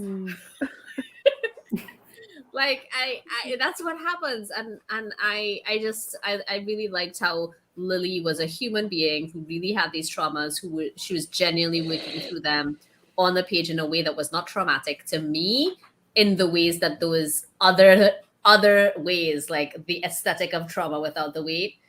Because, like, I'm not saying that there was nothing triggering here. Obviously there was, otherwise it wouldn't have been realistic in its portrayal, right? I felt like a lot of the triggers that we got, myself, I'm speaking for me, I'm not going to speak for anybody else, but a lot of the triggers that I got were healed. So was I taken on an emotional journey? Yes. I went from trauma to healing. I mean, I wish I could do this for my real life in the same span of time it took me to read the book, but I felt like Erin sat down with me and talked me through this, you know? And like I said, I did not like Lily, because Lily, a lot of what Lily went through was the embodiment of what I went through in a lot of ways, right? And then there were details in which, you know, again, we spoke about me meeting my Sebastian, but I had to manage my Ariel without meeting my Sebastian. And then when I met my Sebastian, I had really, like, if you and Miguel sat down and spoke, and he would tell you, oh, well, she gave me real trouble. And that's just like a shorthand of me having to decide, do I tear down my walls or do I put in a door? You know, and there are things that we do to protect ourselves, and there are a lot of walls that are still up, right? But those walls, they have a door, and there are people that have access to the door that, you know, for them it's like nothing. It's a, you know, just scan your palm. It's what they call it, biometrics. There are people that are allowed in because they have all the right requirements, and that was a journey. Not to derail this, but honestly, one of my favorite fucking things about your metaphors, dog, is just how far it has taken. Well, I mean, so look at Sebastian that cooks you. My Sebastian feeds me, and you see, what are them fucking sandwiches is from you or what, Miguel? I'm jealous. What you I'm jealous. But I have chicken. I'm gonna make for you. He gonna make for you. That's Kay's husband-in-law. Yeah. But yeah, so Lily as a character, when you talk about the character's arc, right? That wasn't an arc. That was a whole squiggly line. That was like, she went on a proper, that was supposed to be, journey, and I was just living for it. I still don't like her because it feels like a personal attack, right?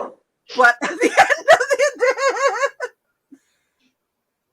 at the end of the day, like, I wish that I could have just healed in the span of the time that it takes to read a book. I wish. Anybody want to add to this? My mouth is full. I mean, I think Talia did a really good job kind of covering it, right? And I think for me, just kind of touching back on, like, I thought that, you know, Erin did do a really good job of kind of walking us through Erin's trauma and kind of what that path towards healing looks like, Lily's right? Trauma. I mean, I don't know what Erin's trauma is. Sorry, Lily's trauma. But yeah, so I think I don't know. It was something where, like, you know, I could recognize aspects of, you know, my own personal history in Lily, and in more aspects than one, right? Like, I'm not just talking about like abuse or anything like that. I mean, even just like, and again, just to kind of, try to draw something different from this. Like, if you take what mentorship is supposed to be, and this is something, I'm learning to try and be, and, become a better mentor, is that, a good mentor knows that you're not going to be there to inflate their ego. You're a good mentor is mentoring you to be better than themselves. And and I felt like this was a really good just kind of even from that perspective, this was a really stark contrast to what what it means to have those people in your life that are draining you versus supporting you. And that's an excellent metaphor, the draining versus supporting you, when in this in particular, because of that, the way Kether works here. And I want to talk about, before I grab Erin and pull her in so we can have our Q&A and like throw all of these questions at her. And I hope that folks are in the chat are still around and listening, because the actual author of this book will be present soon. You can ask her some questions too. But I thought that this, I'm trying to figure out how to say this like in a way that is accurate to what I think and feel. The world building here, I thought was very, it was like, I don't want to say minimal, because it was clearly present. It was foundational. Like, these things couldn't have happened in quite the way that they did happen without this being how the world worked, as in like the magic and the supernatural and whatnot.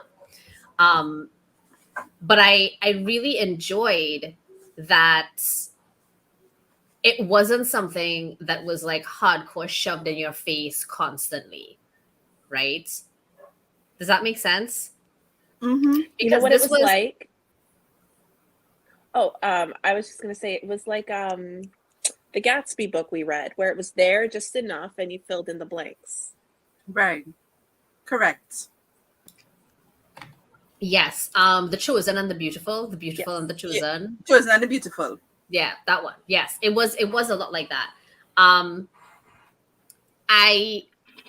I enjoyed that so much, because I feel like, again, this is something with urban fantasy, is that the world building is such a big part of making urban fantasy work. And sometimes it's just there for the sake of being there. And I didn't feel like that here, but it also just totally wasn't shoved in our faces. Like, it wasn't, I'm trying to think of an example, but nothing is coming to mind. And I enjoyed that a lot, about like the Kether pull and whatever. And it was such an important part of the mystery, right? Like the total mystery.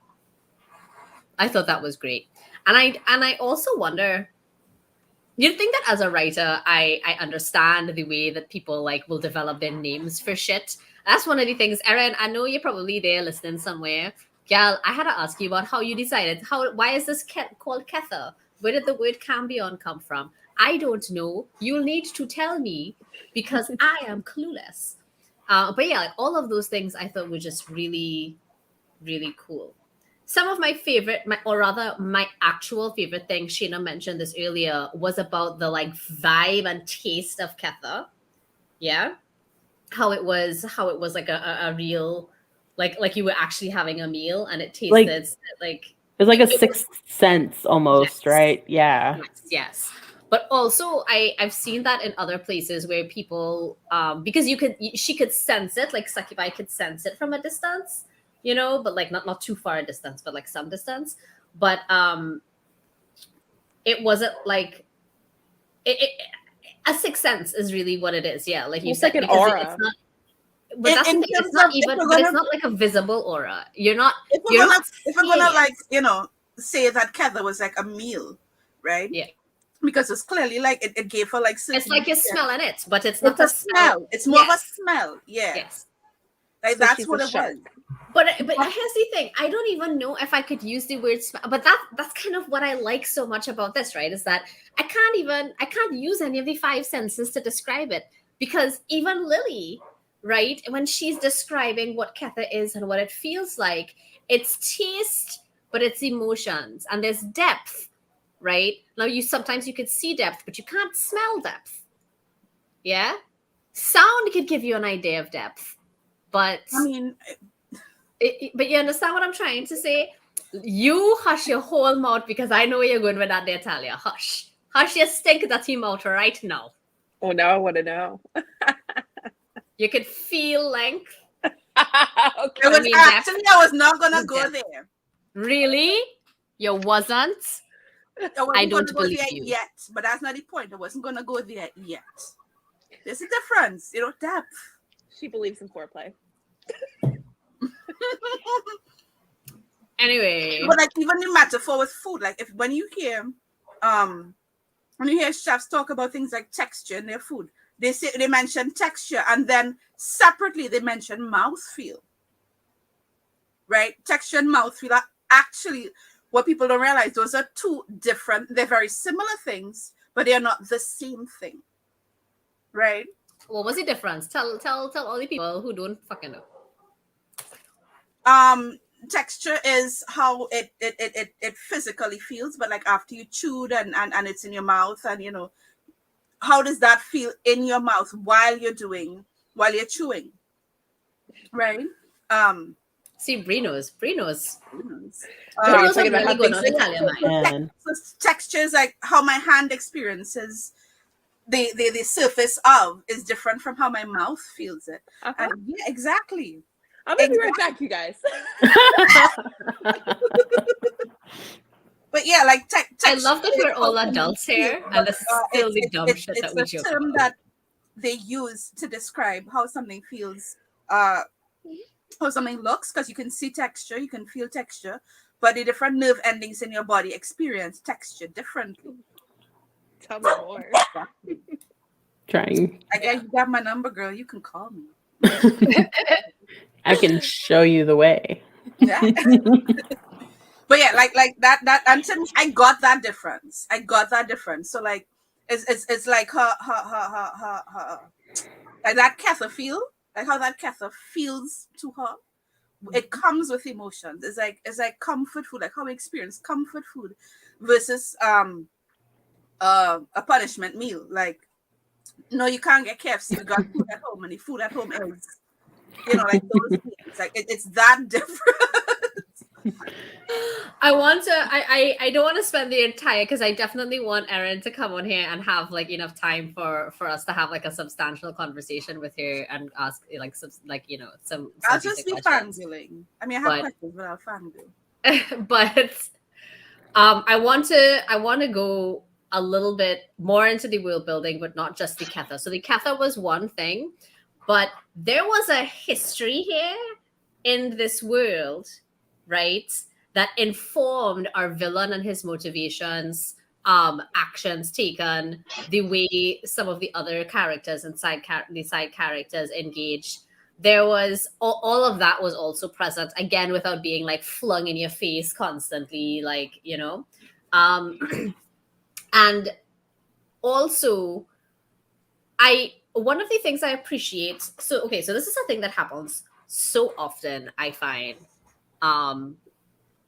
in fantasy of any kind, right? And it's that as a writer, especially when world building is your thing, is your vibe, which is mine. I mean, that's mine. I love a girl world building. But especially when that's your thing, it's so easy to slip into like expansive and just like keep going and talking about all of the different things in this world, all of the different like factions, or all of the different types of creatures or non-creatures or whatever. It's so easy to just like snowball into a million things. You know what I mean? So that at the end of this book, sure, we got our whole story, but we also know about things that actually weren't important to the book at all. And that is, I think this is why the word minimal had come to mind, because the world building is present and strong and clear, and we know everything we need to know, and we don't really have a whole lot of questions that are not purposefully unanswered, right? But Erin did a really good job of just keeping us on track for what we needed to know about this world and about Lily. And we also, and this is a really, I think this is a sort of perhaps a pro, like perhaps a positive of the character of Lily, not actually knowing much about herself and what goes on beyond what Ariel had taught her, is that she doesn't really know what's happening outside of her narrow world either, right? And that like gives, as readers, we're kind of learning with her. Exactly. And that's not uncommon. But for me, I thought it was done really well, because so many people, I don't necessarily think it's a mistake, right? But so many people just kind of throw that character into the deep end, and they have to learn all of the things all of a sudden. And we didn't have to do that, right? Lily was still very grounded in her world and what she knew. And it was just enough information, like piece by piece, for us to recognize that there's a building out. And I think, Shayna, you alluded to that very early on in this discussion too, where you talked about how there was so much that you could see being expanded on, and so many ways that we could learn and explore this world, right? And Erin managed to do that, still just giving us only what we needed to really take this from start to finish. Yeah, it's funny you mentioned that. Yeah, it's funny you mentioned that, because I was sitting there actively trying to figure out what are things that I like and what are the things that I didn't like. And the first thing I wrote was that I felt like, I was being baited with like a little tad bits of like information. And I was frustrated because I wanted to know more. And then it turned into something I actually really liked, because then I was like, wait, I wasn't left with any like extra information that wasn't pertinent to this story. So I was like on the fence about how I felt about that. And in the end, I landed on that. I really liked it and not so much disliked it. I wonder if some of that has to do with the genre, because with the whodunit and the whydunit, you need to know just a little bit. And then that way there's room for the red herring and the diversions and the, there's another one that they use, MacGuffins. like untrustworthy narration, that sort of thing. And so if you I think have it's unreliable narrator, that's what you mean? That one, yeah. So there's not room for a lot of that if you dilute it with all of this world building. So I think by keeping it light and just giving you what you need, then there's room for her to redirect you very easily with the red herring of like, Which is what Ariel did to her, but yeah, go on. What's that? Which is what Ariel did to her. Wow. Wow. Well, misdirection, but not just that. Okay, I wanna ask you guys something, right? How many times in that book did they say, but vampires are not real? Is that a red herring? And I'm going to ask her, and she probably can't answer this on a live stream, but she better tell me after. Yeah, sorry.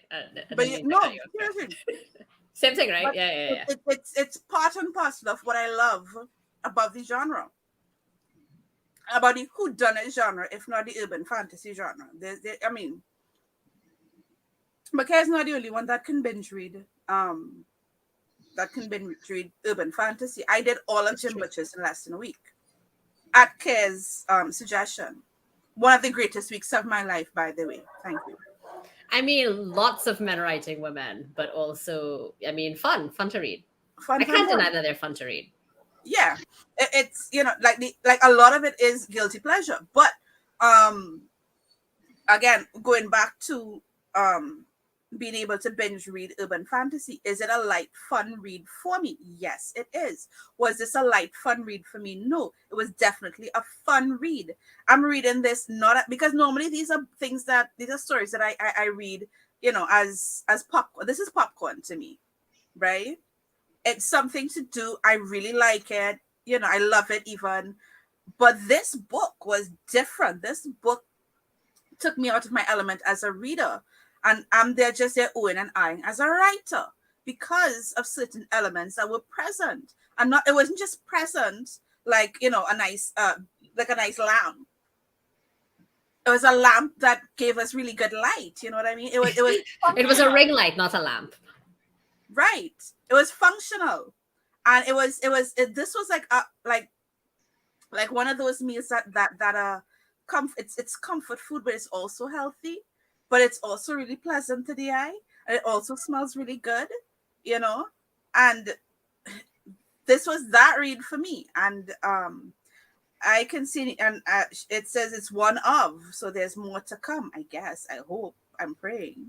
And I can binge read that. This is my new comfort read then. You know, I've been traumatized, but I want to start moving us. I want to start moving us closer to that Q&A, but I just want to add. I want to add or some one thing. We're talking a lot about how much you like this as a writer and how much But so just so that I can help folks identify what are some of the things that we. I mean, at least I think it's we, right? Like I don't know what the rest of you are thinking or what Tyler's really thinking, but some of the things that I identified that made me feel like that it was all of those things, and it did all of those things, like craft wise as well as other. It's for me that comes back specifically the world building. So, oh, puppy, hello, Bijou.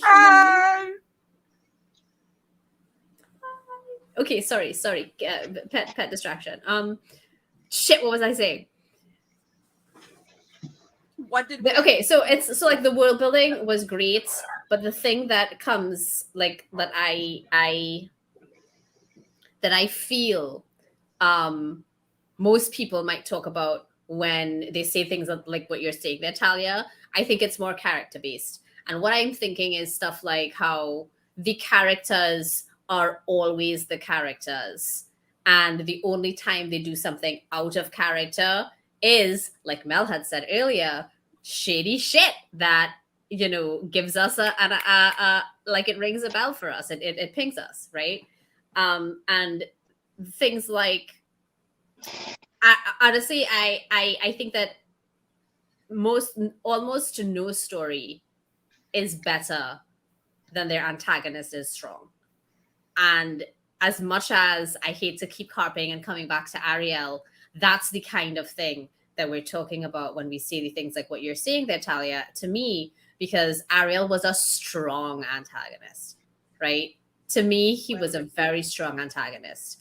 And some of that is displayed quite well in the epilogue, where spoilers, where we meet his daughter. And his daughter obviously has only the knowledge of Lily that Ariel wanted her to have, right? And that is what makes book 2 exciting for me, because daughter or not, I know that this is another young woman who's had all of the same wounds as Lily growing up, very likely, right? Maybe presented a little bit differently, but it's going to be really similar in all of those ways. And what that does for me is it brings me back to this antagonist and how this antagonist was not wishy-washy. This was a strong antagonist who did the things he did, and he did them every way he did them. Does that make sense? I don't know if the words coming out of my mouth make sense to other human beings, right? Like this antagonist was who he was, and he did these things. He did them purposefully. He did them knowingly, knowledgeably, right? His convictions were rock solid. Yes. Yeah. Thank you, Jesus. You think that I wrote for a living, right? You also edit for a living, so you know. That's fair. That's fair. Put this shit in the page. You can edit shit. We can't edit a blank page. That's fair. But yeah, his convictions were strong. And I really feel like that's what we're getting at, is that all of the characters, their convictions were strong, their motivations were strong and clear. They stayed in character. And every time something happened out of character, it was very purposeful. And any character growth we saw was convincing. Like those are things that, I mean, I could pull up the book and go through some specific scenes with you, but then we would not get our Q&A. So, Erin, somewhere out there you are, I'm sure. Click that link and come join us. And let's talk about your book. Sorry, I didn't mean to yell. I haven't read urban fantasy, like I said, in like 10 years, and I feel like now I'm gonna have to go into a deep dive. Right? You've been dragged back in. One of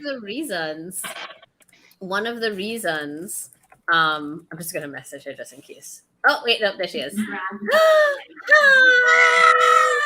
One of the reasons, oh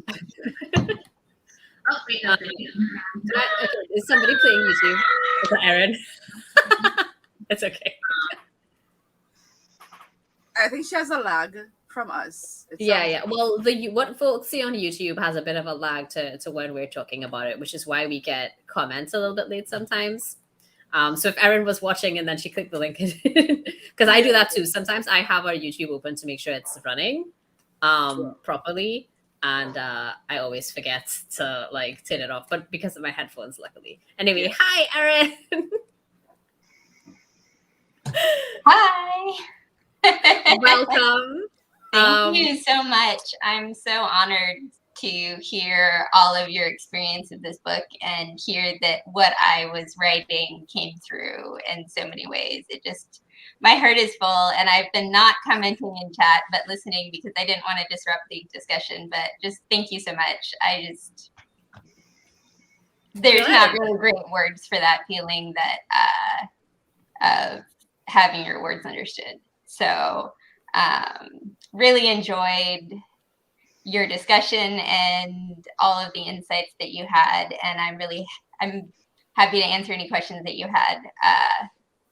I had to just verify where I got Kether from because I couldn't necessarily remember because it's been so long since I made this up. But there is a place that it came from. So I can start there if you want, or we can send it around. Oh no, definitely. If you got the answer, start there, and then I guess we could start with Gabriella and then come around again like we did before. Honestly, Gabriella, I don't mean to pick on you, but because you're like the next person next to me, and I try. I see that. I see. I feel picked on though. Well, you can pick that up with me later. I promise. It's.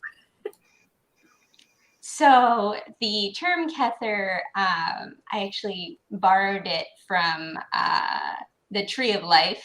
It's the crown in the Tree of Life in, I don't know if I'm going to be saying this right, but Kabbalah.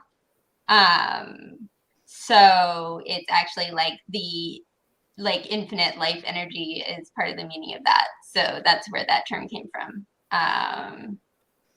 So that's, I don't know if I looked it up and then made that the word, or if I made that the word and then back engineered it to be that meaning. But anyway, that's the connection there. A lot of this book is based in kind of Judeo-Christian myth and folklore. And so it's never referenced specifically, but heavily implied that Ariel and Lily are Nephilim or Nephilim descendant, and that was kind of the folklore that I had in mind when I was writing it. So more of that will come into play in later books. But yeah. So is the word cambion from like that as well, or is that a cambion is a real word. It is a word that means a half demon, and I'm not sure what the origin is, but it is a dictionary word. So I can look it up right now, but I won't. So that one I didn't make up. That one I borrowed. Yeah. And Mel says, Ariel said at one point, Cubines were around before humans. What did they eat before humans were invented? Very interesting question that I don't actually have an answer that I can tell you right now. It's okay. We'll find out an answer later on, I'm sure. That means it's coming. Gabriella, any questions? Yeah. Where did you first? What triggered the idea for the book? What was the seed, or like the scene that you were writing to in the book? I don't know that there was a scene that I was writing to. It was generally, my ideas never come from one particular spark, but they're a bunch of different things that I kind of glom together and are obsessed with at that time, or am obsessed with at that time.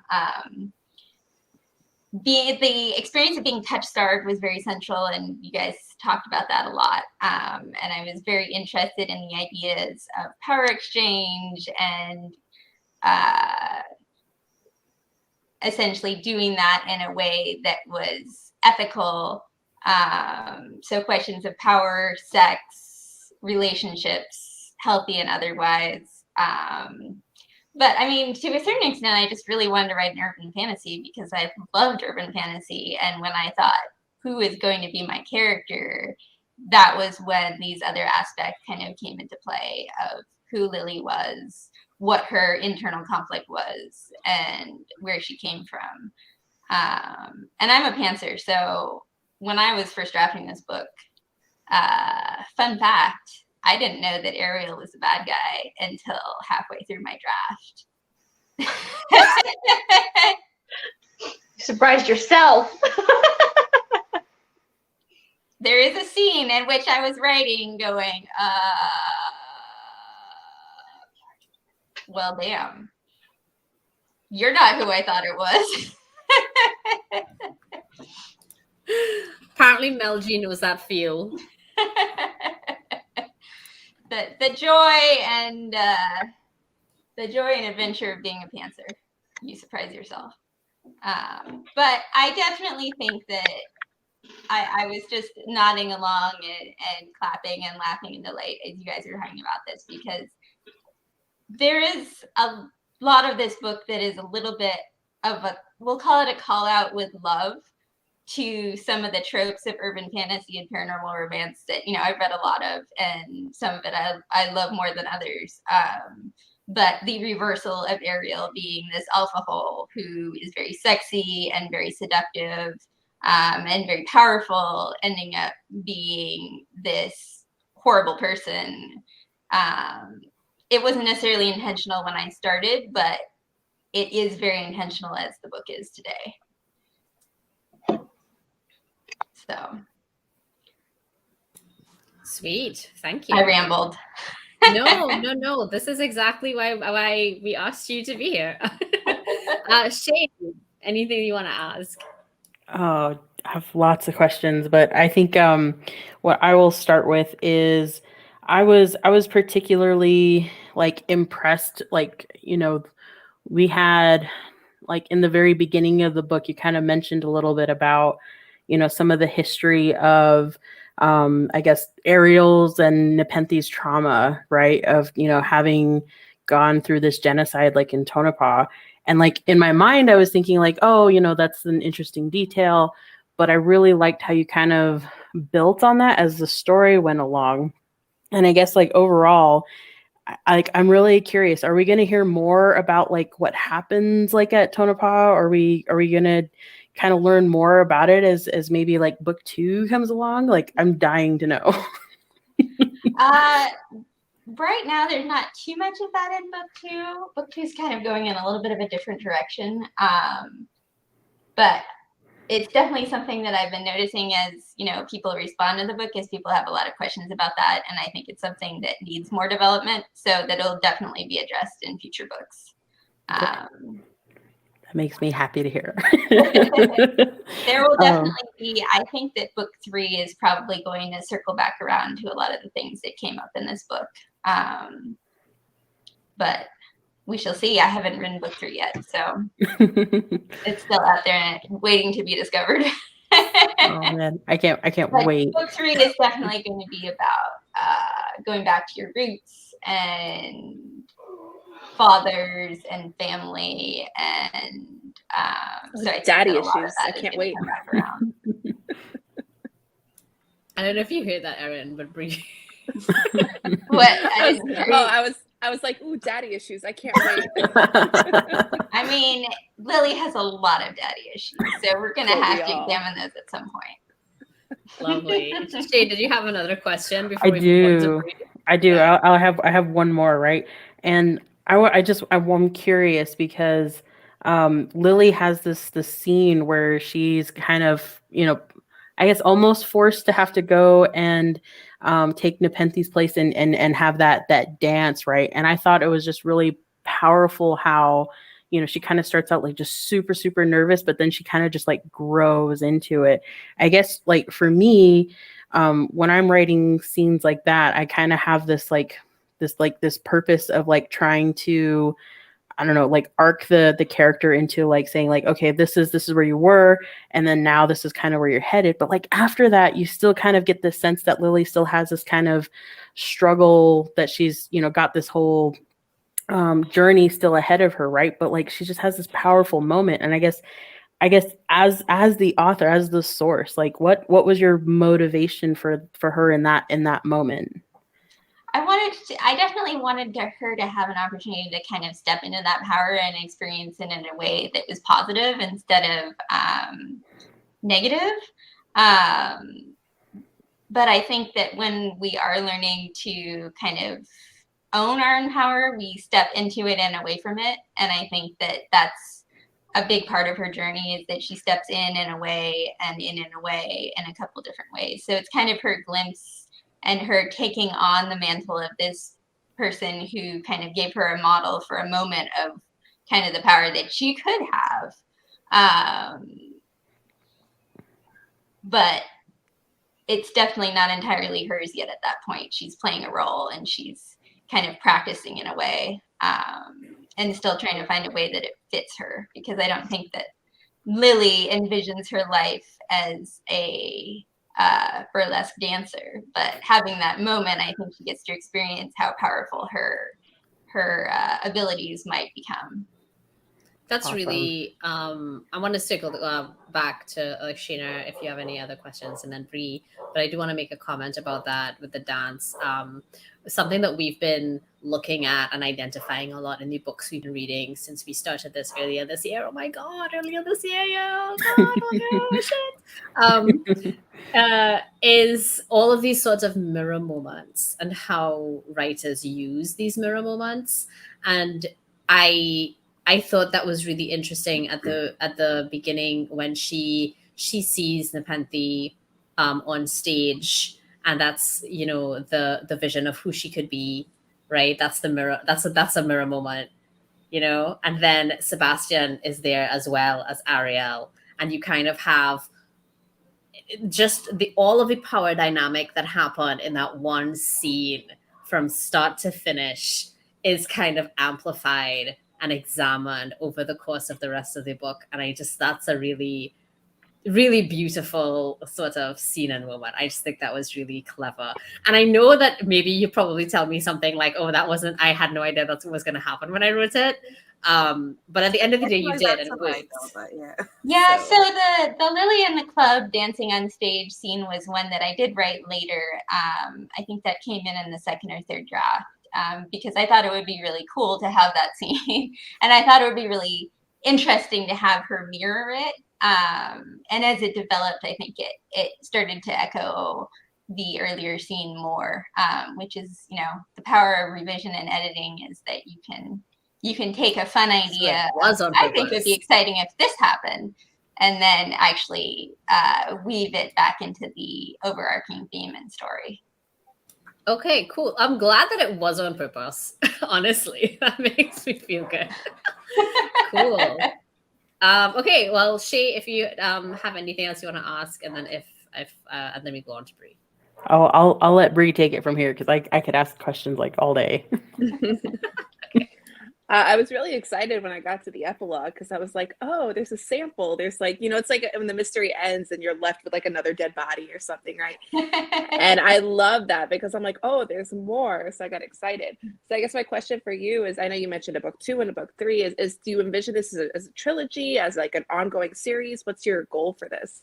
Well, so right now I have a trilogy in mind, but it could certainly continue forward from there. I have not envisioned what book 4 or book 5 might be, and it really kind of depends on how successful books 1 through 3 are. I know that when I originally signed my contract with City Owl, we talked about a series, and they generally want a longer series. So we'll just kind of have to see how it plays out. And if after I write book 3, I have more ideas for what might happen in book 4, then I will certainly write more. And again, the risk of a pantser is that she may not know exactly what's coming in the future. We patiently await.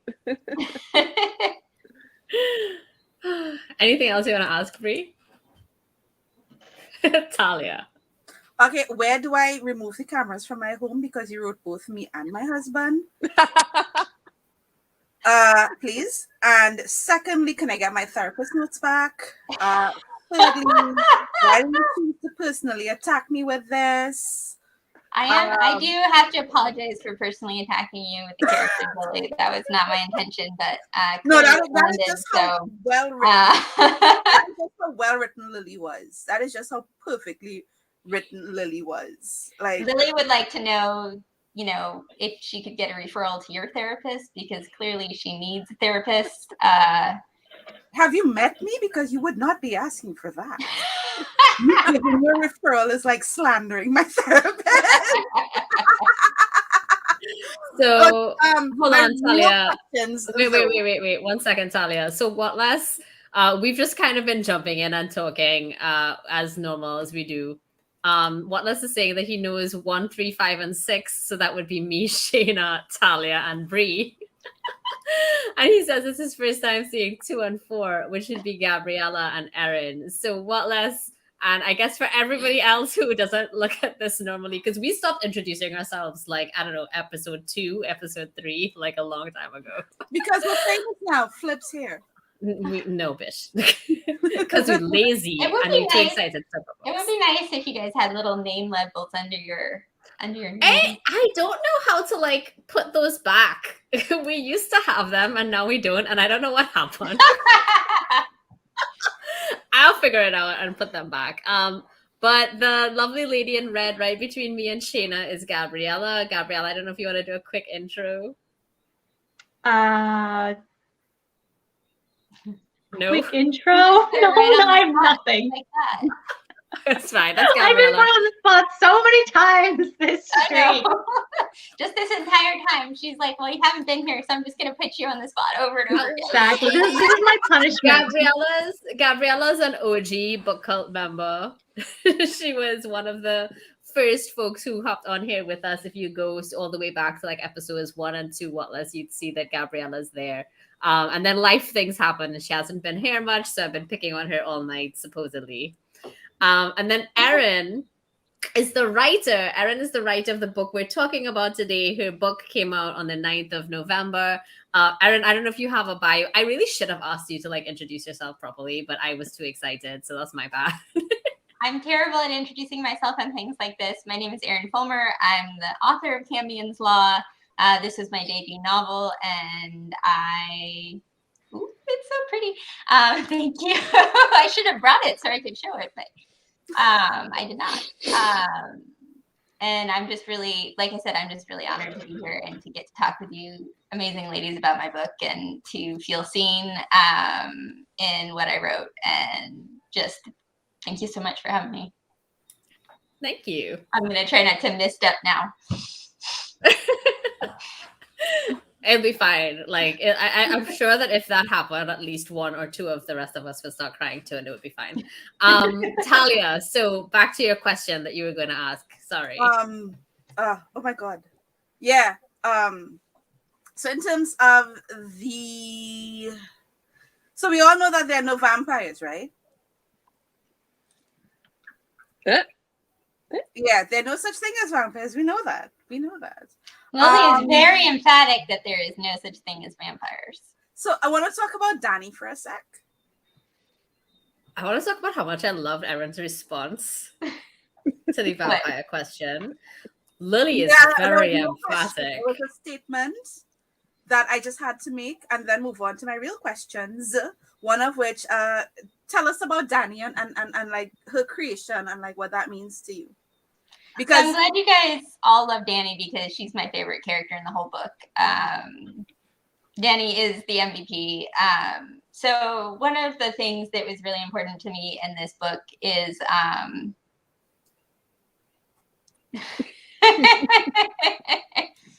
I just want to point out, sorry, Erin, I want to point out that BL, who is obviously already reading book 2, which isn't out yet, is showing off and talking about how good book 2 is.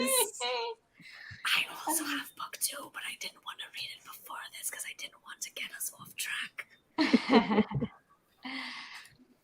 In book 2, there's definitely some questions being raised about. Don't tell us. I'll tell this question. My question was not about vampires. Like I said, my question was about. Your question was about Danny. Yes. I'm sorry. I was distracted. It's my fault. Sorry. Danny is my favorite character. She's a joy to write. I love the way that she and Lily interact. I love that their relationship is super important, but not entirely platonic. And she is essentially she grew out of a lot of female friendships in my life, and the way that those relationships are fundamentally healing. And also, I wanted to have a queer character who was really kind of living that life, whereas Lily is kind of in the middle between acknowledging a lot of things, including her queerness. And so Danny also kind of represents those queer icons that I looked up to when I was figuring out who I was as well. So it was really important to me that friendship was super strong and super central. And it's also, although I definitely tease it and threaten her, it was really important to me that there would be no buried queers at the end of this book.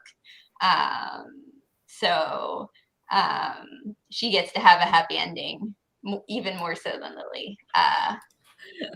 But I loved that. I love that. Just so because YouTube, there's a bit of a delay. I'm just getting this message from Sandy. Is this about book 2? This is where I shushed you about book 2. I'm pretty sure that's what this is for. Well, let's just say that book 2 involves a lot of blood, and we'll leave it at that. I mean, it's called CAMBION'S Blood, right? That is the working title. I don't know if that's going to remain being the title, but that is the working title. Fair enough. Fair enough. Yeah. It's like you took my Christmas wish list for what I want to read, because I'm a very twisted person. Again, my therapist, right? Yeah. So you took like all of the elements, like all of my guilty pleasures. You just like wove it in, because I love a whodunit. I love a alpha hole. And I like, my new favorite trope is an alpha hole that gets their comeuppance, That's my new favorite trope. I mean, it's not yet a trope because you're the only one that has done it well. So, but I feel like I'm manifesting it. I feel like there's got to be other books that do this, but I kind of fell off of urban fantasy for a long while myself. Because that trope was so prevalent, and I just wasn't getting the books where it was chin on its head like this was. So I feel I've gotten the other male person being an asshole to the alpha hole. It was. There's a very specific thing that's done with alpha holes, and I'm glad you did none of it, except get revenge on all of the alpha holes in our life. I appreciated that. Lol. Who is it I was going to ask you? In terms of, again, let's go back to our set alpha hole. The question I wanted to ask was, I got very strong. Can't believe I forgot his name from the X-Men. What's his power? Was Magneto? That? Magneto. I got very strong Magneto vibes because of the history. Was that intentional, or are you now hearing about it for the first time? Yeah, that was intentional. So obviously one of the themes that I'm really obsessed with in kind of all of my works, but especially in this book, is about surviving trauma and about what that does to you and how different people respond to it. And so the contrast, for instance, between Nepenthe and Ariel, and how they dealt with the same trauma and how they responded to that, was important to me. I definitely started out when my first draft of this book originally, there was no masquerade. And so the demons were known and this history was known. So it definitely changed over revisions, because I want to do the unmasquerading later. Potentially, that's not a spoiler.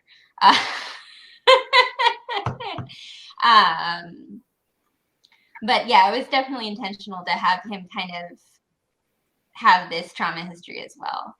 I didn't know where it was going to lead him when I first started out writing the book, but that was always an aspect of their history. And another thing, like I said, I don't really have questions. I just want to fangirl over this. Nepenthe. I hate you for what you did to Nepenthe, like killing her off so soon. I love her. I feel really bad about that still. Sebastian had to be untethered for Lily. Okay. But I thought that's only if you're looking at monogamy as the only way to go. Okay, I just have to say that there is a little bit of forced monogamy in the way that I've set it up to work, so that it's not forced monogamy necessarily, but a human can only be connected to one demon at a time. But that's definitely something I want to play with in the future, because it doesn't work both ways. So Lily is not tethered to only one person. At any rate, triangle, the strongest shape. We learned that. Oh man, is Sebastian going to be a simp? Yeah. I mean, do we mind? Because I don't think that we mind if he is, though. I mean, we need him to have a flaw. He's already perfect. I wouldn't say that Sebastian is perfect, and I think we're going to find out more about that in book 2. Yes. When do I pre-order? Okay. Nepenthe would have been such a perfect mentor for her, though. Yes. And I like that you like that, just kneecapping her again like that, and now she has to. Yeah, I really. There's certainly a reason why the people who could give Lily correct guidance are taken out of the scene. Because we need struggle. Because they're being taken out by Ariel. You know, it's deliberate. Like it goes back to, like we were talking about the alpha holes in our life, and that is something that they've done. They've isolated us from isolation of our power. Exactly. And yeah, like did you like sit down with a psychologist and figure this out, or because like everything about the alpha holes were correct. Everything about her healing journey, what she had to do to move forward, she did them in the right order. She did them in the right steps, and oh, it was so beautifully written. Well, there is a reason why I'm pretty sure, unless it got taken out, I do shout out my therapist in the acknowledgments, because if it wasn't for her, I wouldn't have pursued, even getting this book published. So. Oh, thanks to her, for him, for them. Maybe that's the reference that Lily needs. Maybe so. The therapist. Mel, thank you so much for joining us. Thank you, Mel. BL says Nepenthe prequel novel or novella. Okay. I would not complain. No, I would Please not. leave that as you desire. The origin story. Talia had asked. Oh, sorry, Talia. Do you have any other questions? I feel like I've taken up a lot of time, so let's pretend I don't. I mean, I don't know. As long as Erin's cool with it, I'm cool with it, right? I cleared my evening for this. And if anybody does need to leave, because I know we normally would have finished like 15, 20 minutes ago, by all means, that's cool if you got to bounce. So, Talia, anything else? We had the conversation about the senses, and like how you can sense Kether, and that Kether has flavor. Yeah, Kether is meant to be synesthetic. So because it's a sixth sense that Lily doesn't necessarily have the language for, she experiences it kind of through the filter of the other five senses. So Kether may be a smell, it may be a scent, it may be a taste or a feel, temperature, or emotion, because she is experiencing something that her human brain may not completely have the words for. I dip into all the senses for that. We noticed. We enjoyed that, I think. But yes, people have a flavor. Yeah. According to Lily. And it's a fun way to describe people that I wouldn't normally get to do. And of course, I describe Sebastian as all my favorite things: chocolate and whiskey and steak, I think. Anyway, it's also fun to get to describe male characters in that very like female desire gazy way too. So he gets objectified a little bit. I don't know that he minds, but I'm for it. We like it. He's here. My for husband it. appreciates his characterization. He hasn't read it yet, but he's appreciated it. He's my new book boyfriend. I love Talia. I love that you called out Sebastian's attention to detail. So my husband's an engineer, and a number of people I've loved in my life have been engineers, and one of the things I deeply appreciate is that attention to detail and methodicalness. And so I definitely gave that to Sebastian as what I felt was a very sexy trait for him to have. His noticing and his care for the little details are something that I really appreciate in masculinity. And when Talia read that line about Lily's cyber hygiene, she like messaged me in all capital letters. Oh my god, this is Vega! That is my husband. Like, when you spoke of him being a tech wonder boy, my husband started writing code when he was 8. He's a couple years older than 8 now, you know. And everybody we'd fucking hope. Was that? I said, yeah, we'd fucking hope. And like everybody who's like worked with him, they're like, he's like their new tech guru. His nickname is McGoogle. Like, you know, Portman of Miguel and Google. Because you want to know, you ask Miguel. You know? And this I felt like I was reading my husband. If he wasn't white, I felt like I was reading my husband. You know? And like the interactions with his father, because his dad is an engineer. And there's like, oh, you know, you should have, and like, you know, but they're at that stage where they respect each other's careers, etc. now. And it's like, so can I have the notes back on my husband? You know, like when I wrote my wish list for what I want in a man. I feel like our husbands might have some things in common. I am very much not an engineer-minded kind of person. So when somebody brings order and detail and kind of that methodicalness into my life, I appreciate it. Is she not talking about Miguel? Is she not talking about Miguel? I said nothing. But yes. Okay, my turn. So Talia already asked one of the burning questions I had, which is really about like Ariel's convictions and how you managed that that character, that antagonist. Because I think that's, again, like I said, I think a book is only as good as their antagonist is strong, you know, and that was so well done. But I've got a lot of questions about what happens next, because one of the things I did not expect is actually that Ariel did die. Assuming that actually happened. Now that I'm thinking about it, damn it. Anyway, but I did not see him turn to dust? Did we? I don't know. Shit, now I don't remember. God damn it. You know what? She passed out. Here. She passed out after the battle and then was airlifted, and we don't know what happened after that because our narrator was knocked out. No problem. So if Lily didn't see, we didn't see. God. Okay, fine. Well, never mind I that question. think we're just feeding Erin ideas, and I am not mad at it. Yeah, no, I mean, I'm who not can mad be? at it. Who can be?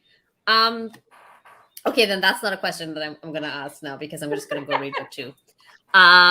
So can you tell me a little bit more then about how you managed to make Lily and Sebastian as compelling as they were as well? Like I think we've waxed that noise about Ariel and what we liked about him as a character, but let's hear a little bit about your seeds for Lily and Sebastian, if you don't mind. So, I mean, I think you guys kind of already nailed it when it came to having that contrast between the healthy versus unhealthy relationship. It was really important to me to have that more supportive masculinity in this book to kind of counterbalance what Ariel was. And I mean, in a lot of ways, Sebastian, as we've noted, is very much an idealized man. He's not perfect, and that's definitely going. I am really looking forward to playing around more with his character and getting to know him even better. But so I really wanted a character who was dominant but nurturing, because to me that is a very sexy combination that doesn't get seen a lot in this genre or in romance in general. I don't like alpha holes. I mean, I can see the appeal sometimes depending on how it's done, but you know, a man who cooks for you and takes care of you and understands the importance of aftercare, like that was all very important for me to have in this. I was a little bit concerned that he was going to come off as kind of a rich dick. So I worked really hard on counteracting that. And you know, he definitely has his areas where he may not completely understand where Lily is coming from, but he does try really hard. So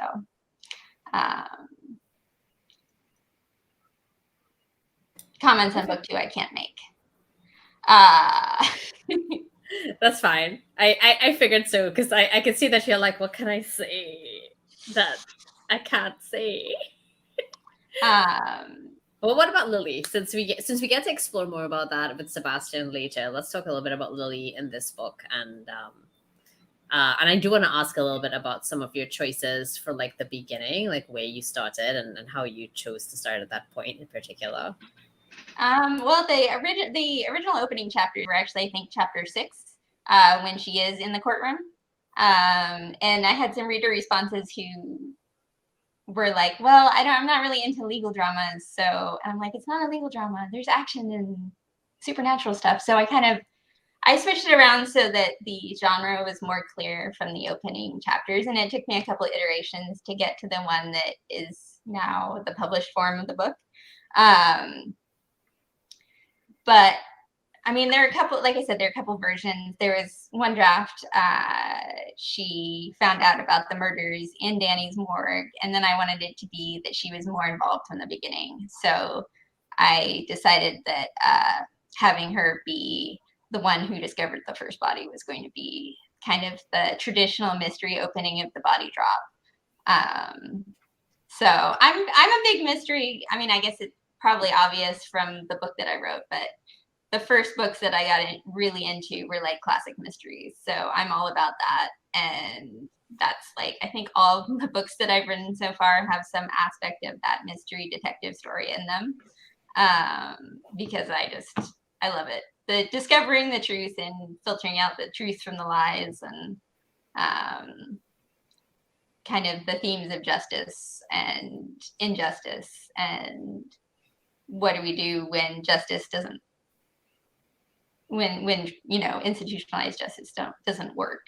Those are all questions that kind of come up again and again in my writing. So Bree, I think you had something to say, but you were muted. Yeah, no, I was gonna say, well, it's funny because it gave me a moment to think about it too, because I'm like, wait, maybe was it intentional? But I was saying how impactful actually your opening scene became after we found out that Ariel was kind of the mastermind and evil. And so did Ariel put the body on her running path on purpose? yes. it was all, and I mean, yeah, he obviously knew where she went to run and prepared that scene for her so that she would just trip over it and become involved. And then you know what? It's like setting a fire, and then he can come put it out. So making Yes, the hero. yes. Oh, what an Well, asshole. it was very much engineered so that she would think a certain thing and feel threatened by, kind of the human world and come back to him. But it didn't quite go the way he planned. So, but it was really like, because that was also her first thought for who to call, right? Like, I thought He had to that make was himself really needed. good. yep. Yeah. Something that when you mentioned that, Brave, if he did it on purpose, and I feel like yes, I feel like that was once you realize that he was the one, You come back around, starts you're to like, hit. shit. Everything is like, yeah, like, oh, what a dick. But something that plays into all of the things that we don't read on the page but obviously happened, right, would be all of the fucking stalking that Ariel had to do, right? And the more that I think about this, the more I'm just like, Ariel is just Edward Cullen. Like, It's what happens when Edward grew up. But vampires don't exist. I think you could definitely say that there is an aspect of this book that is a response to Twilight, and there's a little bit of this book that's a response to the 50 Shades series, and a little bit that's in response to kind of those paranormal romance tropes that I don't always care for when it comes to, the immortal, sexy hero who comes in and is so much more powerful than the female character. It was really important to me that, she was the powerful one in the relationship that she ultimately ends up in, and that her partner is okay with that. I mean, I grew up on like Buffy the Vampire Slayer, where Buffy can't have a normal relationship because she's this powerful Slayer, and she tries to have a relationship with a human, and it doesn't work out because he's, feels insecure about her power and his relative abilities and connection with her. And I wanted something that was not that. So there's a lot of response to genre things that I have loved, but have both loved and found issues with, I think, came into the writing of this book. So those are just some of them. No, I mean, that's great. I think that that's something that, I mean, I guess obviously I can't speak for everyone who reads books like this or everyone who reads books or whatever, but for me at least, I feel like that is something that we want. Like, yes, when I was so much younger, when I was just like a kid, like in my single digits even, because I was reading like Forgotten Realms novels when I was like 8. Right? Like so many of us were. Like, I think I read my first Dragons of Pern book when I was like I don't think I was even 10 yet. Me too. Right. Yeah. Man, that book gave me some weird ideas about what romance was. Yes. And that's the thing. That's like a whole other conversation we could have. It really is. Absolutely. The entire genre of romance gives me weird ideas of what romance should have been. But that's the thing, is that like we, reading like for so long as a kid, in all of the media that we consumed, all of the media that was most prominent and most in our faces, it gave us all of these ideas for what is supposed to be sexy and what is supposed to be normal and what is supposed to be attractive.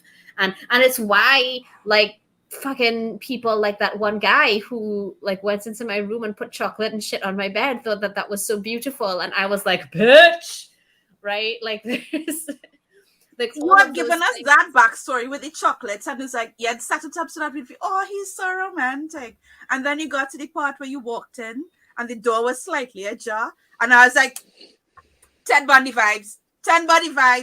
Yeah, like BL actually, I think he said, I think that BL was like, this sounds like the opening to a horror story or something. I don't think I got to highlight the comment at the time, but he mentioned that. But yeah, like we see this and it's in our face all the time growing up. And I don't know about y'all, I don't know about how all you had to deal with this, but I didn't. I struggled a lot to figure out what that meant for what I really wanted. And was I really strange? Was I weird? Was I unusual for wanting these things in a relationship? and what did that mean about me and who I was and all of that. And now that I'm older and I'm kind of past that phase, and I'm like, no, what I want is good and what I want is healthy, and you know, all of that. I wanted to see more of that. I don't, and it comes back to, it's one of the reasons that I haven't read a lot of like so much urban fantasy, because I want to make a distinction between urban fantasy and paranormal romance, right? Like they are not one and the same. There is a lot of paranormal romance that is also urban fantasy, but not all urban fantasy is paranormal romance, right? Like I think that should be made clear. But because so much does have a romantic subplot at the very least, you know, we get this in a lot of urban fantasy. And it's not like the romantic subplot is exclusive to urban fantasy either. I think like 99.9% of books have one. Okay. So I was so happy to read this. Like I knew that I would like this book. I knew that I'd enjoy it, but I did not think when I sat down to read it that I would find not just a book like by a friend, sure, whatevs, but like an urban fantasy novel. It's a genre that I love, that I didn't like, that I hadn't read because of all of these things that made me feel like something was wrong with me and wrong with what I wanted and what I loved and what I liked. And see all of that, I just felt so validated. so validated to be like, yes, the sexy fucking love interest is a decent human being who understands consent and negotiation and like understands that no means fucking no. And the evil bad guy is the asshole breaking into houses. Thank you for that. So, you know, they say cats, not cats, but like your pets. If your pets don't like the person that is breaking into your house, and that's a sign. So the fact that the pet had liked Ariel, but not Lily, is like, listen, I don't care whether you like him, you know. I know how to like it. Like I liked that. Like there are signs that you should trust somebody, and that sign that is normally written into books was there. Like I should trust Ariel. It's like, okay, all right, we're just gonna get into this. We just had a power trick because I gotta review this for Sunday. I'm gonna do it because I promised. And then I see that if my pet likes you and I don't, that's fine. That's my pet problem. Sometimes pets are correct, but they may not be the best judge of character all the time. Even though I love them.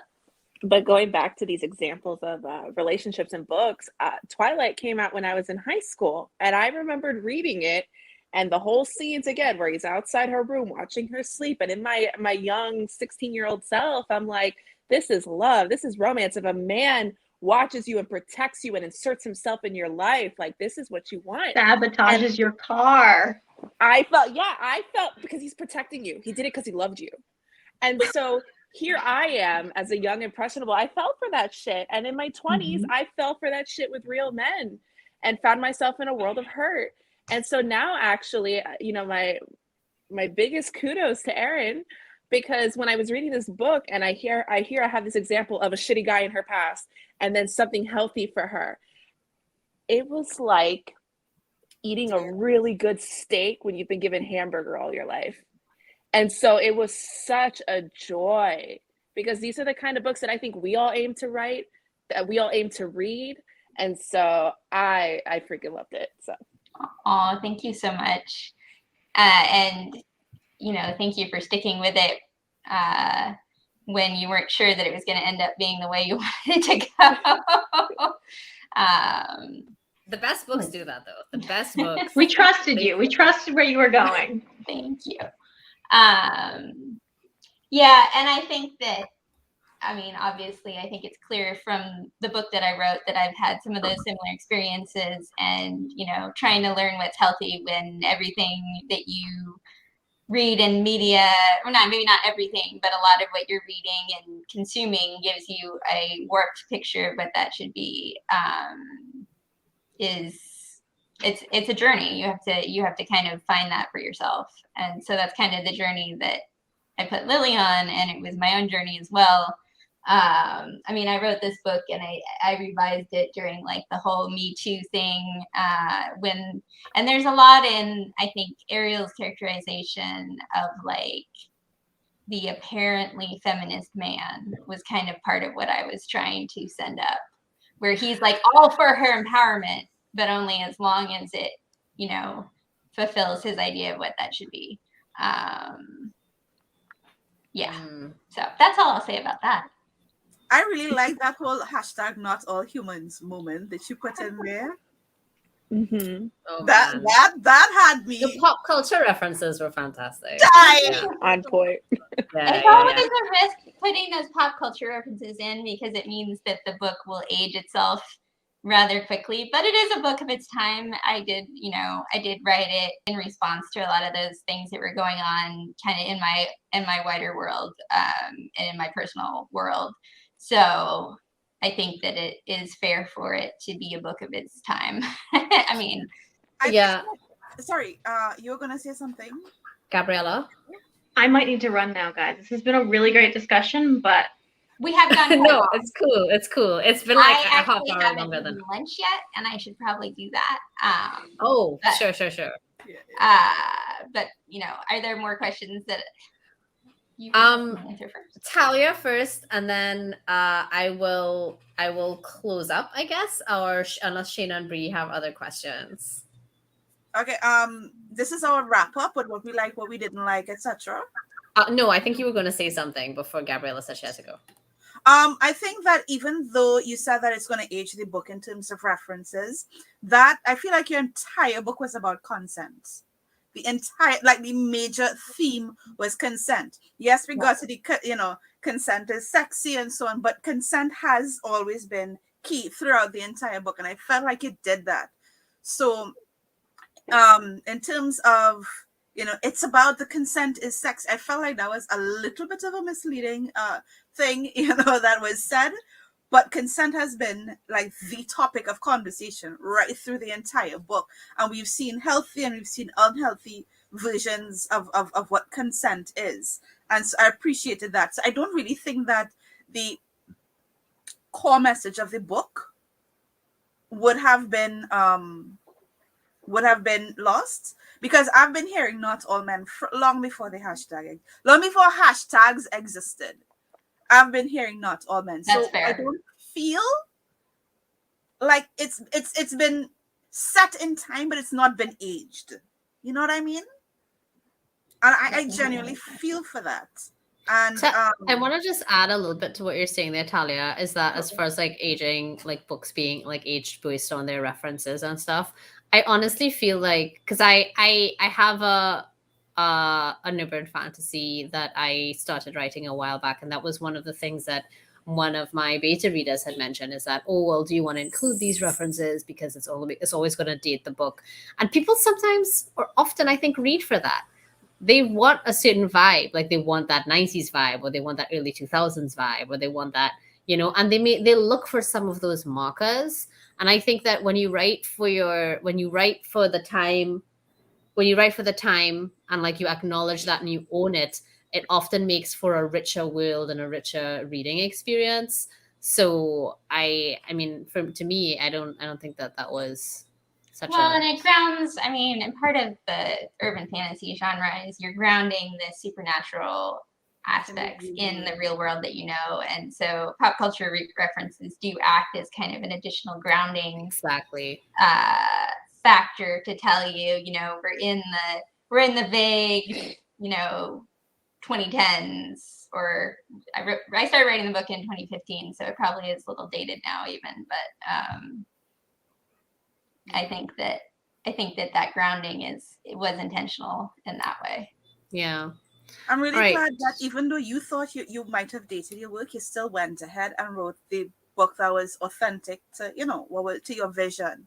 So, I'm glad you did that. So kudos for that. Thank you. I'm just here to fangirl. I have like no real questions. Like, like you didn't mention my hair or anything. Like, you like. It's beautiful. My hair does its own thing, but this was a roller set. Oh man, you wanna talk about fangirling? Like, I wore my demon wing earrings just for today. Amazing. That was intentional. I put on earrings and then I was like, oh, the headphones. Right. So I took them off. Oh, I switched headphones and everything so I could show them off. But anyways, that's beside the point. Yeah, but yeah, like I'm just here to find you. So I have like many questions, and I don't know if you caught it earlier when we went around talking about our first impressions of the book. I mentioned the one thing that I did not like about the book, and that was the cover. Not the cover. I did not like the cover art. No, like I liked it when I first saw it. I was like, oh, this is nice. This is nice. Okay, right. I get the point. I got the point when I read it, right? And then I started reading it, and then I think I scrolled back to the early part of the book, to the opening, and I stopped liking it after that. And that's because the art does not match the book. The art makes it look like those books. Okay, listen, we're not here to shame any books. No, we're not here. I'm not shaming them, but it didn't feel like it didn't match. It didn't like. I think we get what you're saying. Book covers and marketing and things like that. I mean, I think it fits with a lot of urban fantasy conventions, and I think that I think that the calls that are made on covers are more of a marketing decision than anything else.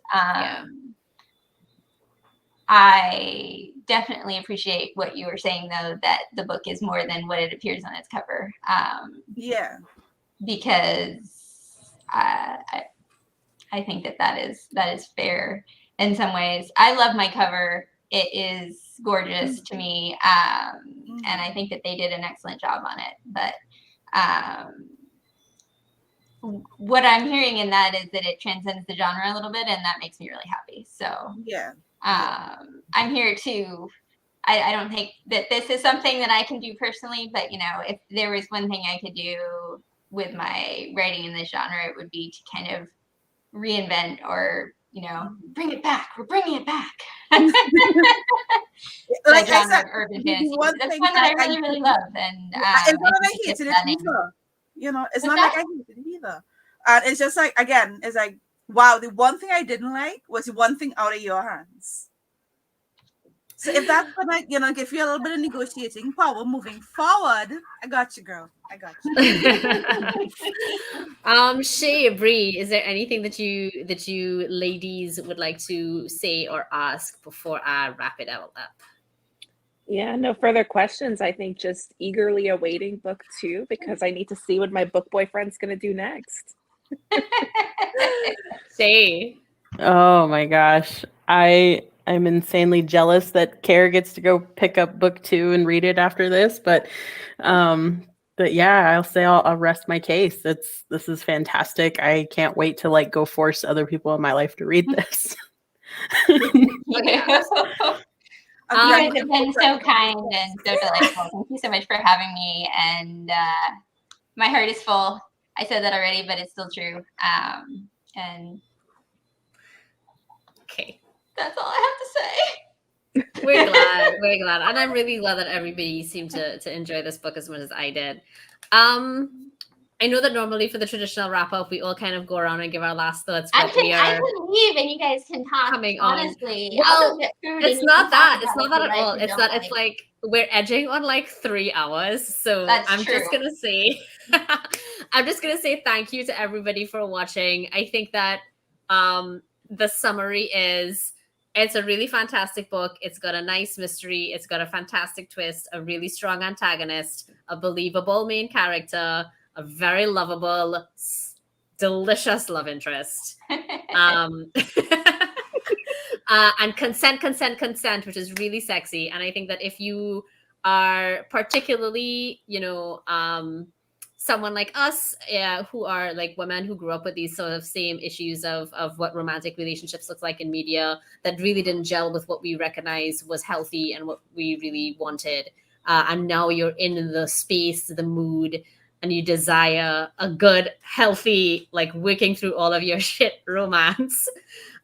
Even though this is not paranormal romance, if that is something that you are interested in seeing, definitely pick this book up. And if you just like a good whodunit, Double definitely picked this Pick book it up. up. Yeah. Although now that's we've it. given away who the villain is. I don't honestly think that's going to change anything about how enjoyable Harry is. And everybody knows we're spoilers. All Yeah, spoilers. yeah. There's like a big giant spoilers tag on this. It's fine. If All we're right. doing it, there'll be spoilers galore. That's it. Yeah. All right. That's See a you. good one. Goodbye, All right, internet. thanks for having me.